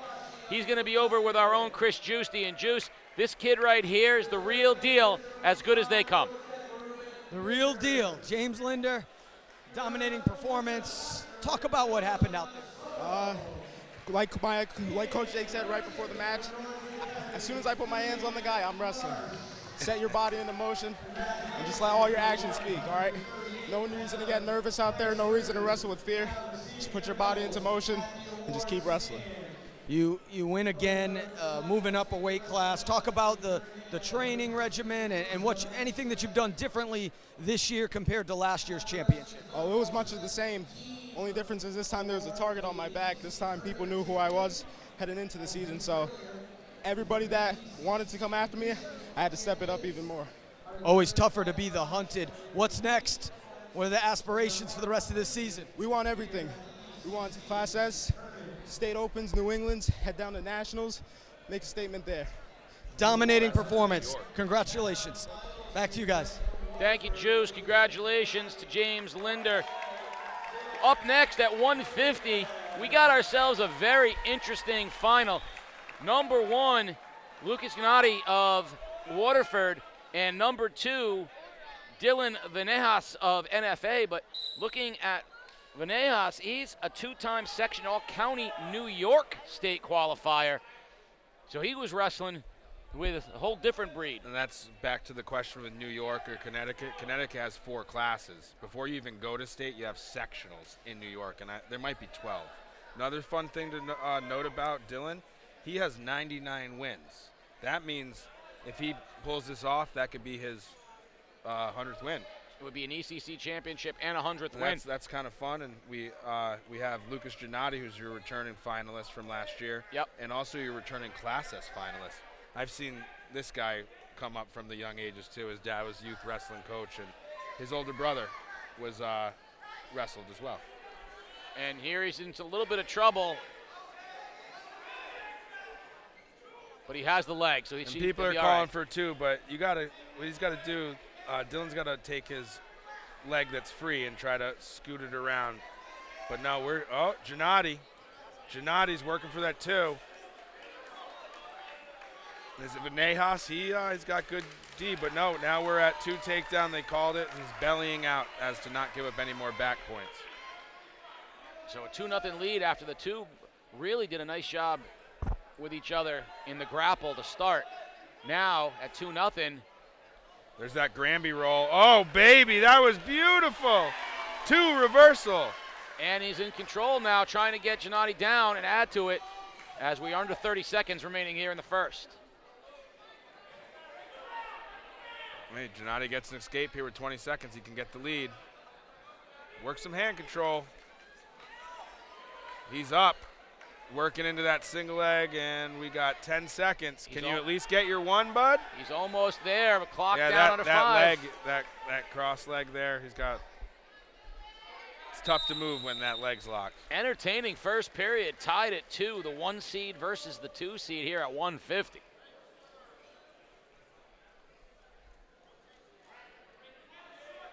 So Lucas is the younger. He's a junior. Yes. Gennady will take bottom. Vanejas on top. So it also says here that Vanejas was the Lancer Invitational champion this year. And I'm assuming that Lucas Gennady was at the Lancer Invitational. You would think so. So it would only be right to also assume that they have wrestled each other this year. Perhaps. If not in the dual meet, but maybe even at that tournament. Perhaps, yes. I know Pete's typing away on the computer right now, finding out the info for us to make it seem like we know what we're talking about. All right. Tell me what I'm watching here. You are watching legs in, but it's called being high. He's way, way too high, and now Lucas is coming out the old back door.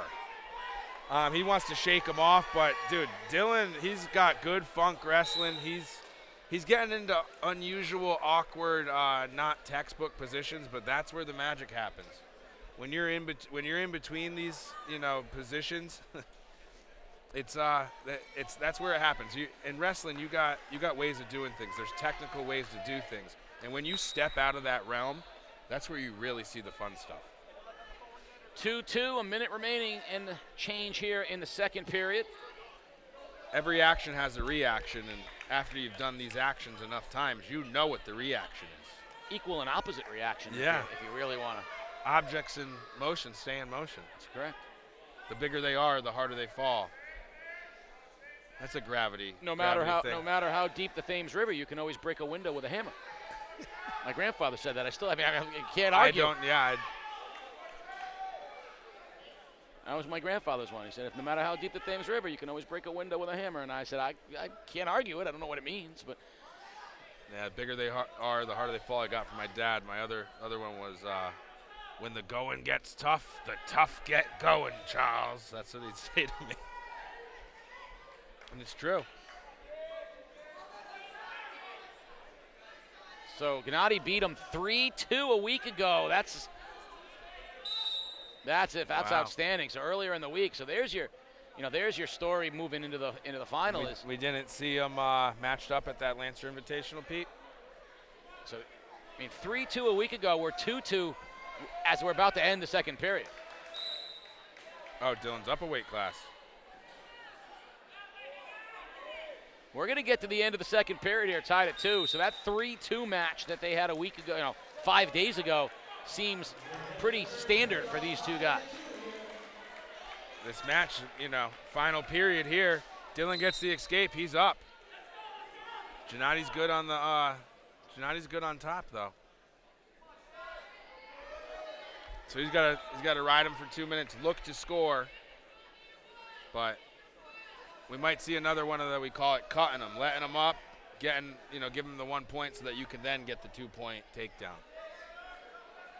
And try him on top first.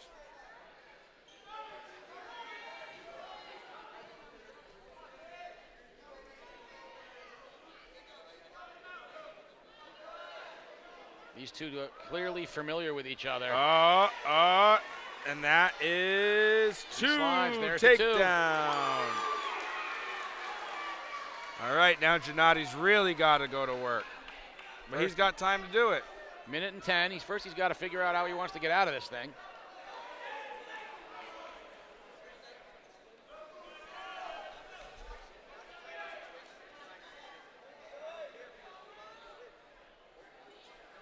Junior versus senior.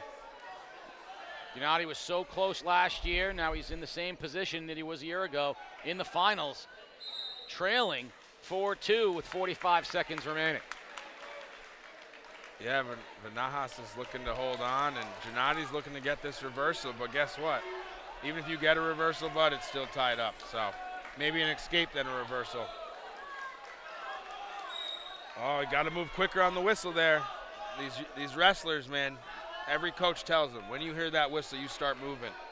And you see the ones that move and you see the ones that don't. Vanahas not being, I would say, being aggressively cautious. Yeah, tough on top. Staying tough on top. So when you go to run, you go to run any move, usually you have to come off of the back of the hips. When you come off your opponent's hips, the weight is no longer on his hips, and he has an ability to get his butt and hips in the air, and there's more of a shuffle. So by going for pinning combinations, you can actually expose yourself to being reversed a lot easier. 9 seconds away from an ECC championship for Dylan Vanahas after a 3-2 loss 5 days ago. He's going to cut him, but I think this is going to be a pseudo cut. He's not going to actually cut him. Either he's going to cut him and run. Yeah, 9 But seconds. he's going to go right back up on top. I knew it. I'm not giving you the one. Just think you're getting the one. 5 seconds away. There's the one. There's the one. The one don't matter. Not enough time. The clock runs out. And NFA a 4-3 takes home win. a championship here. 4-3 win for Dylan Vanahas. And that's actually NFA's second championship of the night. Third? Oh man. You're right. We had Dugan Marsh and Jackson Sorrell before this. And he's going to be with our own Chris Giusti. Juice. Dylan, you just wrestled on Tuesday night against Gennadi. What was the strategy going into tonight's rematch? I'm going to put one more point than him on the board. I'm going to ride him out. And if he gets a point, then I'm coming after him. The game plan was go, go, go. That's all I had. Love it, love it. So you had the lead, a minute left in the match with a 2-point lead.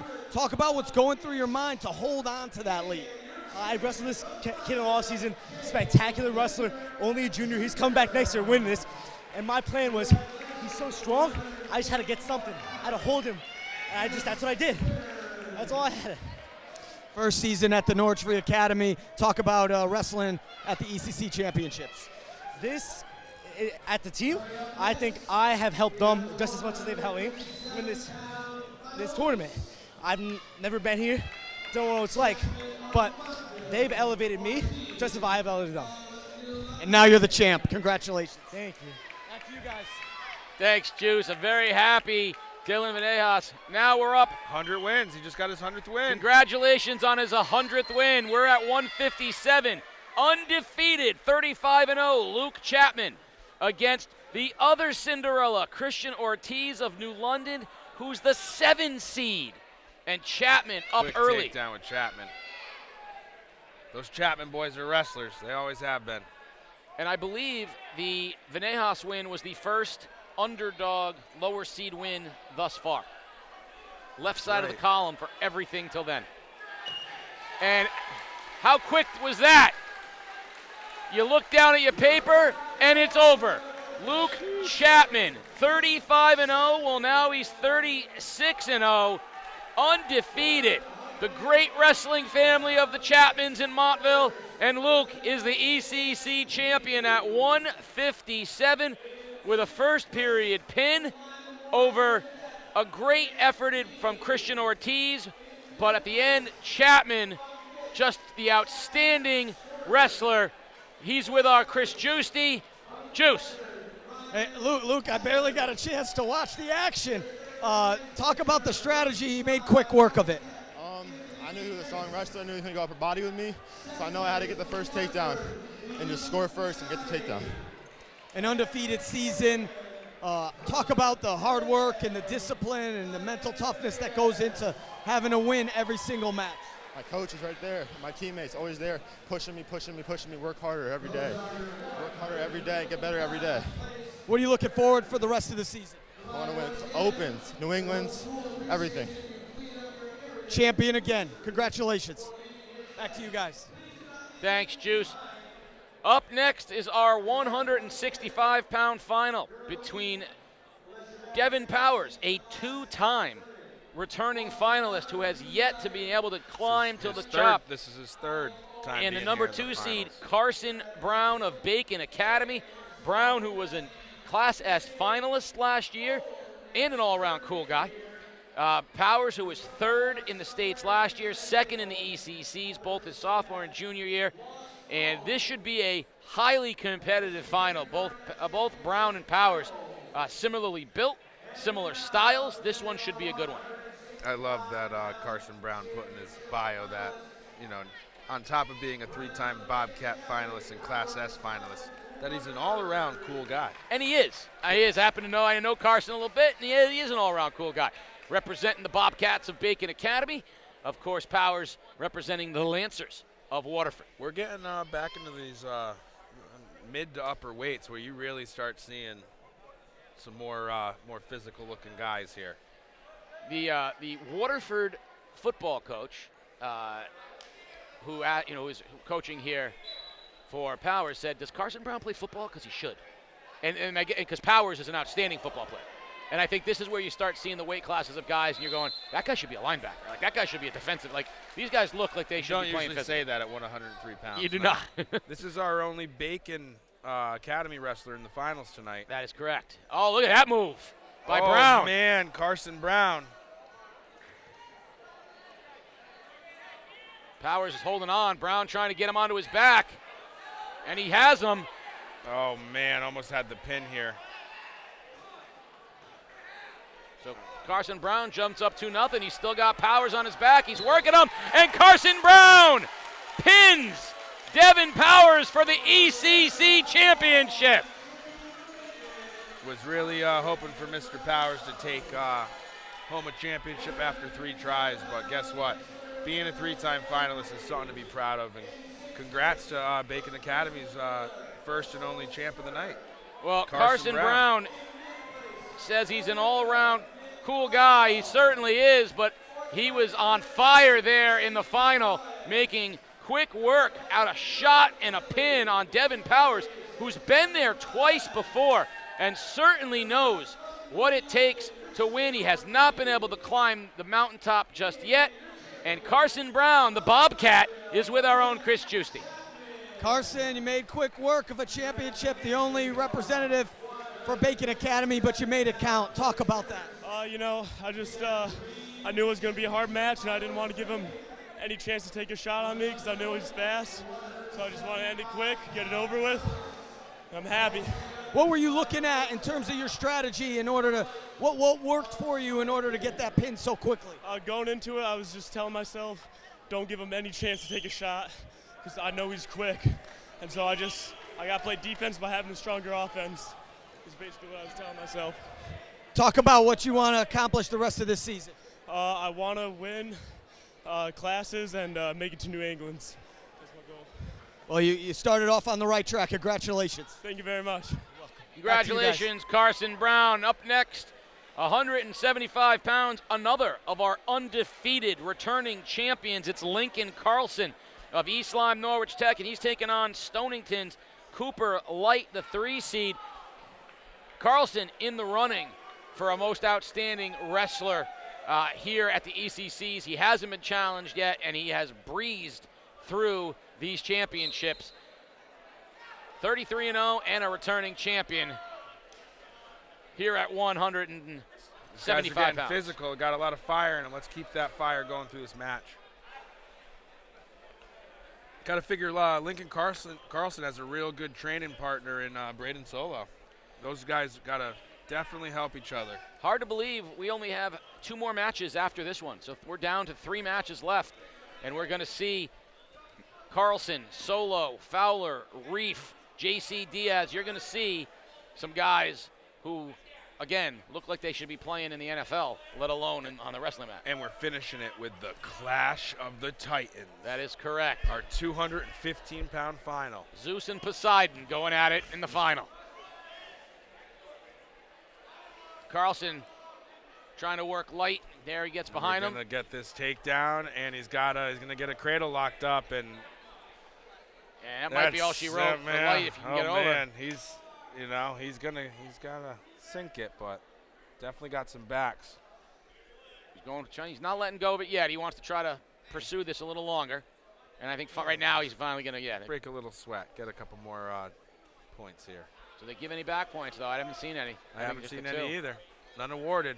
Nope, so just the 2 for the takedown. He's up 2-0. And he says, I'll do this for an escape. He said, I'll let you go. We'll do this again. Want to dance? Woo! Ankle pick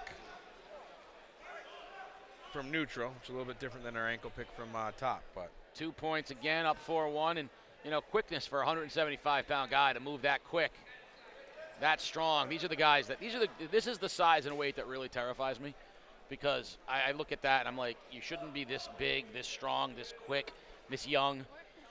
Not a pound of fat on these guys.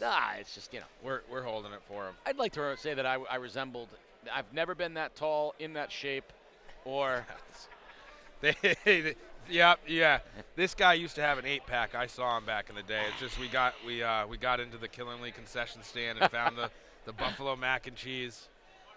I was telling Peter he's got to use the wide angle for us. That's correct. You got to go to horizon mode. It's the horizon view on my camera. Someone on the way in, they said, "Oh, are we going to see you on TV?" I said, "No, unfortunately, I have a face for radio, so you're going to see the left half of me." We keep the camera on these guys, and you get to deal with our sensual voices. I have it on good authority that you are the eye candy of the ECC Wrestling Tournament. I've seen multiple people call you that. Yeah, Mike DeMaro and my wife's opinion only go so far, though. They are the two that I saw call you that. They're the two that matter. Here we go, Lincoln Carlson. Right now with a big 6-1 lead, and he's trying to get light over onto his back. He wants to get this pin. If not, he wants some back points, and he is almost there. He's not giving up on it, but he can't quite get it, so we're going to see if he wants to be in the running for this OW. He needs to get a pin. That's what I think. He's pushing for it. If Cooper Light holds him back, he's going to definitely be hurting that OW run. He's almost there. He's almost got him onto the back. Light fighting it, but it's a losing fight. Here comes some back points for Carlson. Backs. How do you think it feels having a forearm go across your throat? I've had a forearm across my throat, and it does not feel good at all. And then after that, you started listening to your wife.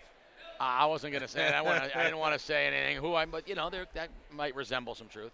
Now, my wife would only metaphorically put a forearm across my throat. She's too short to put one.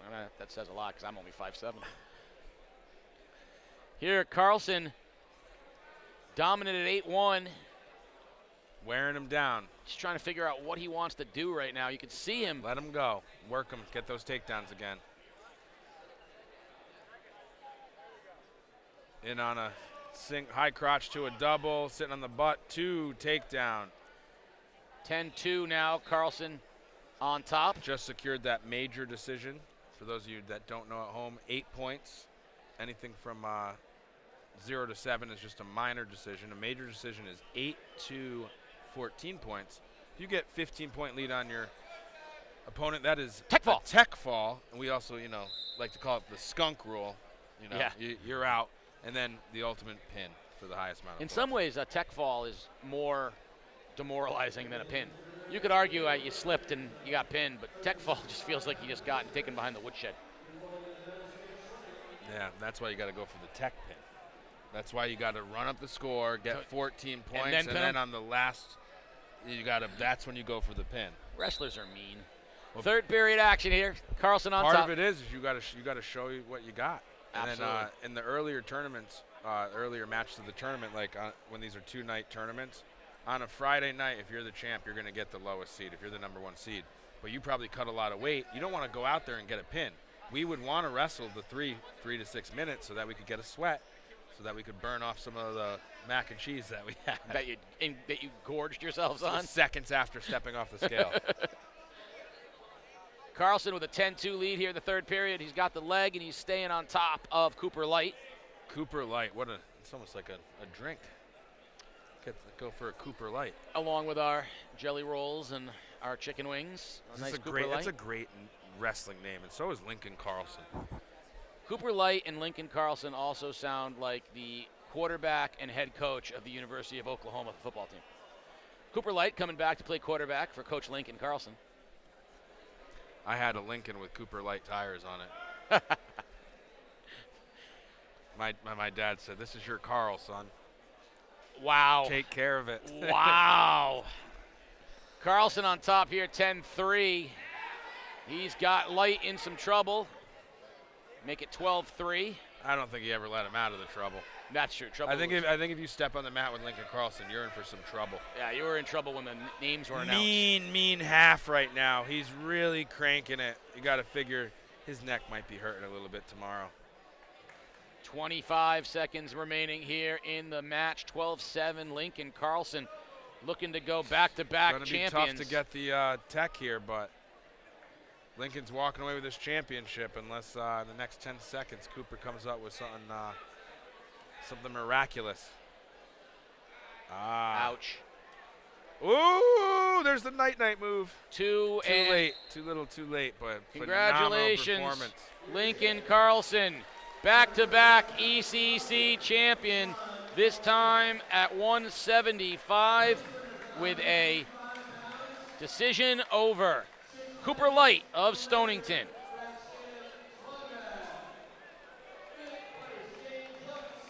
Carlson wanted to thank his parents, coaches, and teammates. Well, he can thank them again as he is now a back-to-back champion. He's with our own Chris Giusti. Lincoln, a dominating performance. Talk about the strategy going into that match. It all starts in the room. I mean, every day I'm always banging at practice. I'm going hard, working out, everything. I think I just showed it tonight. Yeah, an undefeated season and another championship. What keeps you motivated to keep training and to worry about the opponent out there that could possibly beat you? It's simple, honestly. If I'm in the best shape I can possibly be in, nobody's going to beat me. And that's my motto kind of going on from here on forward. What are you looking to accomplish the rest of this season? I want to win states. I want to win opens. I want to win New England's. That's my goal this year. We'll start it tonight. Congratulations. Back to you guys. He's a junior, and there's a chance at a special career for Lincoln Carlson. He said he wants to be in the best. If he's in the best shape he can be, and no one can beat him. Well, I can't believe there's much better shape to get in than what he was. Now, speaking of returning champions, Braden Solo, returning champion from East Lyme Norwich Tech against J.C. Diaz, and this is our biggest difference in sizes of wrestlers. You've got the tall, lanky Solo and the compact and very quick athletic Diaz. It's going to be a fun matchup. Woo! That was quick, man. Solo's quick, like lightning. Diaz, an outstanding football player in addition to being an outstanding wrestler, but he's up against a returning champion in Braden Solo, who is another one of those guys who shouldn't be that quick to be that big here at 190 pounds.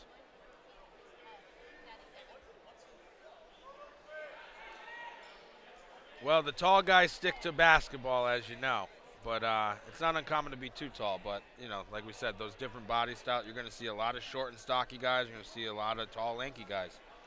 Maybe a couple guys in the middle. That's the weird thing is when you get that perfect blend the guy who's 190 and tall like Solo is, but isn't thin, who is ripped and strong, that almost perfect shape.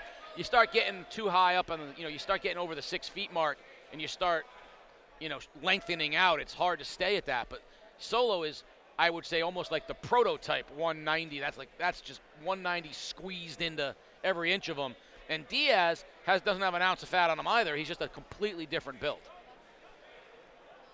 Solo looking like the Terminator out there. Him and Lincoln Carlson, dude. Well, they were the Bash brothers, dude. They were beating each other senseless at practice all year. That's what you do. You got to have a good training partner. You talk about how it is an individual sport, but you need somebody to help you train out here for sure. Who used to beat on you and make you better? Oh man, TJ Hepburn. He used to beat on everybody. Yeah, it wasn't just you. Yeah, no, it wasn't just me. He beat everybody that he came across. Only about 3 people I think ever beat him in high school, and only one of them was from Connecticut. Solo ends the first period with a 2-0 lead on Diaz. Listen, if you're the best guy in your wrestling room, you're in the wrong room. You need to find a new room. Yep. TJ Hepburn didn't need to find a new room, but even he would say, as he moved on in his career, there were places where he wasn't the best wrestler in the room, and that's what made him the best wrestler in the room. I've been in a lot of places that I wasn't the best wrestler in the room.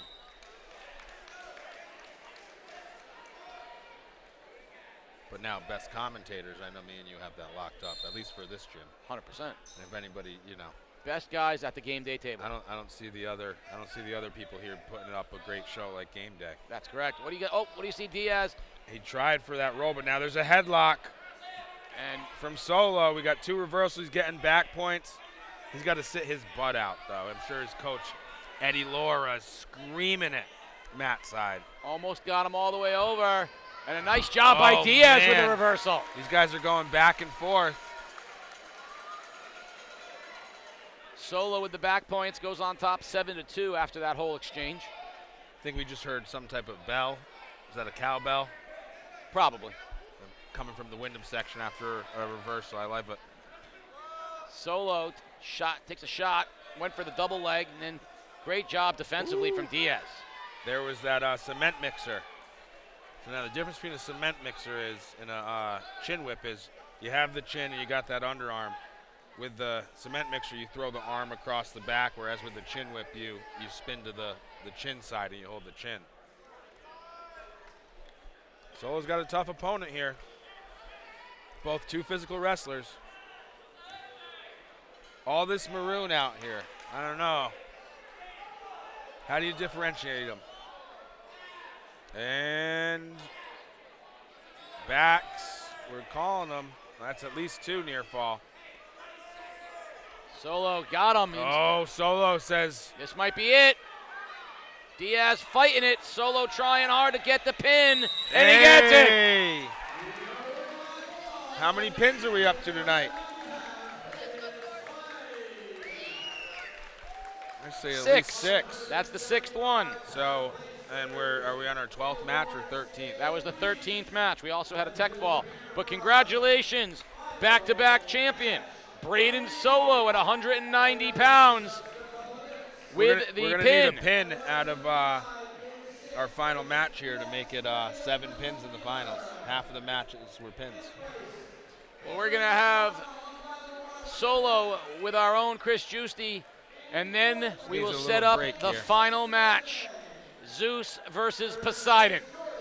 But right now, we've got Braden Solo, fresh off of back-to-back championships, and a foot on Chris Giusti. Oh, man, you could catch a couple post passes, Braden. Congratulations. Talk about the strategy. You went up against JC. He's a little shorter and compact and strong. Talk about your strategy in that match. You know, I love hitting double blasts on short kids. My favorite thing to do. As a long kid, I could just get right onto there, drive it. I love hitting double blasts. I hit one on him. First shot of the match, takedown. That's what I do. It certainly was impressive from a basketball guy watching it. Hey, You got to go against Lincoln Carlson in practice. Talk about that. Who gets the better of that match? We're both always battling back and back. We've never been able to figure out who's better. We've been wrestling since we were 6 years old. Been wrestling for forever. No one's ever been way better than the other. Congratulations. Thank you. Back to you guys. Feeding off of each other. On the maroon side, Malachi Fowler, defending ECC champion, undefeated at 14-0. Half a season was cut short by a knee injury. In the black, representing Killingly, 32-0, Soren Reef. The last time he wrestled in an ECC championship, he won it. He missed last year with an injury. When Fowler was a freshman, Reef pinned him. When Fowler was a sophomore, he earned a decision over Reef. Now, they meet in the finals. Someone's going to lose for the first time, and someone is going to be a repeat ECC champion. This is our only matchup of two returning champs going at it, right? And not only that, this is the premier linebacker in the ECC, Malachi Fowler, the premier running back in the ECC, Soren Reef. Not that Reef's not a great running back as well, but these two guys are premier all-state football players and all-state wrestling caliber guys, champions. This right here are two guys who are used to just obliterating their opponent, facing each other. Something's going to have to give. Who wants it more? It's funny because, what a matchup is. I'm pretty sure like a linebacker and a running back are kind of arch nemesis on the field, right? If you're the running back, you need to get away from that linebacker. And if you're a linebacker, you need to get right on that running back. So my only question is Fowler's wind coming back 14 matches, in a physical match. It's the only question I have when you come back off of an injury and you try to ramp up to this level. It's not about desire, but that one, when you're this close, when it's this intense between two people, that one, is there, that's the only question I have. I think that's a good question, and I'll counter that. Is that a disadvantage or is that an advantage? Soren's gone through how many matches? 32 and 32. So he's been, that means he's had a longer season. This long season can take a toll on your body, can take a toll on your soul. So maybe he's fresh from that, because he's coming off of football, so he was in some shape, but. Fowler decided to give up the escape, so Reef takes the 1-0 lead. Guys doing a lot of pushing, feeling each other out. Like you said, they're 1-1, so I don't see them going too crazy out there. They're going to be wrestling very conservatively, feeling each other out. They already know each other. So now, when we talk about great wrestling moms, we would be remiss to not talk about Soren's mom, and I'm sure he mentions her any number of times, but his mom, of course, with a very public and very courageous battle ongoing with cancer. She is here. She is rooting him on. What a great family. And Malachi Fowler, who was in our Got It video, so was Soren Reef in our Fall Sports video. Malachi Fowler, one of the true effervescent spirits. Great kid from a great family and program. I mean, this is one of those ones where you're going to be sad someone loses, but you're just going to be happy for the winner because a good guy is winning this match. Absolutely. And you talk about rooting for Soren. We're also rooting for her because she's out there fighting every day. And obviously a pretty good example she's putting up for the boys. And if you know his father, he's I don't know, he might have been part of SEAL Team 6 that took down Obama. I don't know. That's a man I would not trifle with either. I wouldn't want to be on the other end of a scope with him around. By the way, Fowler's a two-time ECC champion. Now, Reef won it in 2022 and made the Class S finals. He's a New England qualifier in 2022. And in football, three-time All-State. And he is as good, he's going to go down in the annals of running back history in the state of Connecticut. He owns a number of records I think he said in the top state. 10 rushing yards? He's cracked the top 10 in touchdowns, rushing yards in a season. He has had not only a great season this year, but an unbelievable career at Killingly High School, and he's facing a two-time champion. Fowler has never lost in an ECC final. And we're heading to the third period, and it's 1-0 Reef. We knew this was going to be a bit of a barn burner, right? Final match of the night here, folks. We got 2 minutes on the clock. 1 point deficit. See, Malachi right to his feet. Matt returns, Soren. Oh, cradle. Can he get him? Oh, it's hard to get a cradle so from strong. standing. Holding on. And Malachi so strong. That's how you do it, though. You don't stop wrestling. You know he's fired up after that. Malachi's angry right now, too, and that's the thing is, you know, that balance between channeling your anger and losing not letting it get the best of you. That's correct.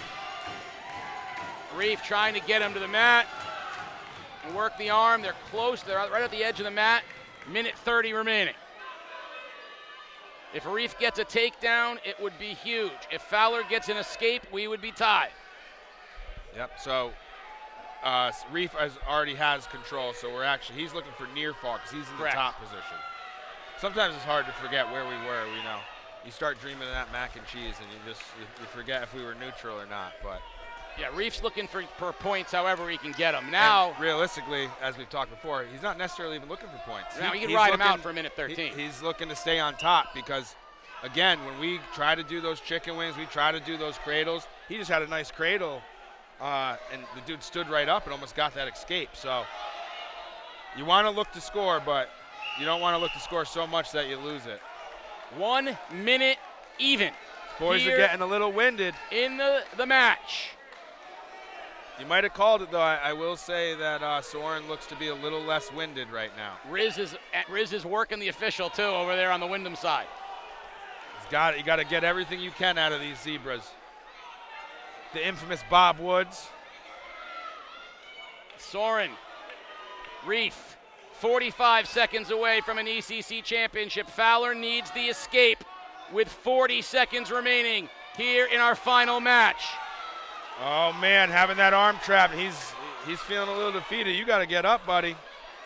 You got 30 seconds to move. There's that cradle to the escape. There's the escape. We're tied at 1 with 20 seconds. It just got interesting, folks. This is what we've been waiting for. You got 20 seconds. Do you go with a takedown or you wait till overtime and get a fresh minute? Fowler likes this position more than Reef. 10 seconds. Oh!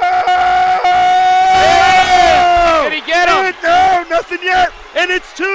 Malachi Fowler at the buzzer. 3-time ECC champ. 3-time ECC champion.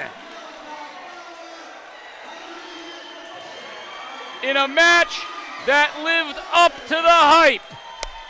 Phenomenal match. Phenomenal match. Both of them wrestled their heart out. An effort for the ages for Soren Reef, but at the end, Malachi Fowler with his 3rd consecutive ECC championship.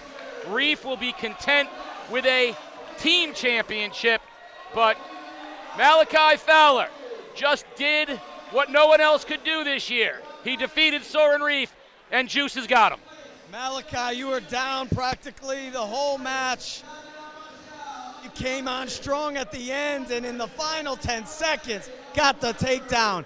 Talk about it. Well, first, I would just like to thank God. Without God, I wouldn't have the opportunity to do this. And, all tournament, all day long, people talking about, oh, you got Soren, you got Soren. Nah, Soren got me. Soren got me. And just went out there and did what I had to do. It was a hard-fought match. Definitely was. For those of us like me, talk about how the match played out early. A lot of feeling each other out, not a lot of action, and then all of a sudden, bam, at the end, we got a lot of action. Well, he sounded really tired at the end. I know if we took a shot, well, I'm going to reshoot, and I didn't work to perfection. I guess it was written in the stars. One more question. Talk about what you want to accomplish the rest of this season. Well, I'm going to win divisional states, and then I'm going to be a state open champ. I'm going to be a New England champ. I'm going to shock everybody. I'm going to do what nobody thinks I could do, but I'm going to win New England. That's my accomplishment. Congratulations. Great job tonight. Nobody exemplifies the confidence and energy of a champion more than Malachi Fowler, and he just showed it in an epic, epic battle. What a day here at the ECC Wrestling Championships. Congratulations to all of the champions Oates, Janosh, Christie, Sanchez, Sorrell, Zadora, Marsh, Linder, Venejas, Chapman, Brown, Carlson, Solo, and Fowler. We're going to sign it off here in a moment, but we will have interviews with the team champion Killingly High School coach, as well as the most outstanding wrestler. It'll be available on all of our social media coming up. But CJ, I want to thank you so much, as always, for being here. What a great day. I agree. I love seeing the excitement of ECC Wrestling. Again, thank you to Game Day Sports and the whole crew for highlighting the ECCs and the sport of wrestling. We get great feedback every year from this. If there's something you'd like us to include, like a match between Casey, please get on the comments out there on social media, and we'll make it happen. We would love to see that. This guy in a singlet, just like old times. I'll bring the the pudding cup that you had. Yeah, pudding cup. While we got a few seconds before we sign off, I would like to say hello to my lovely wife Jessica and my two beautiful children, Aura Lou and Charlie John, who are at home watching. And with that, for Chris Giusti, for the eye candy, CJ Saddy, and all of the Game Day crew, I'm Casey O'Neill. Good night from the ECC Wrestling Championships.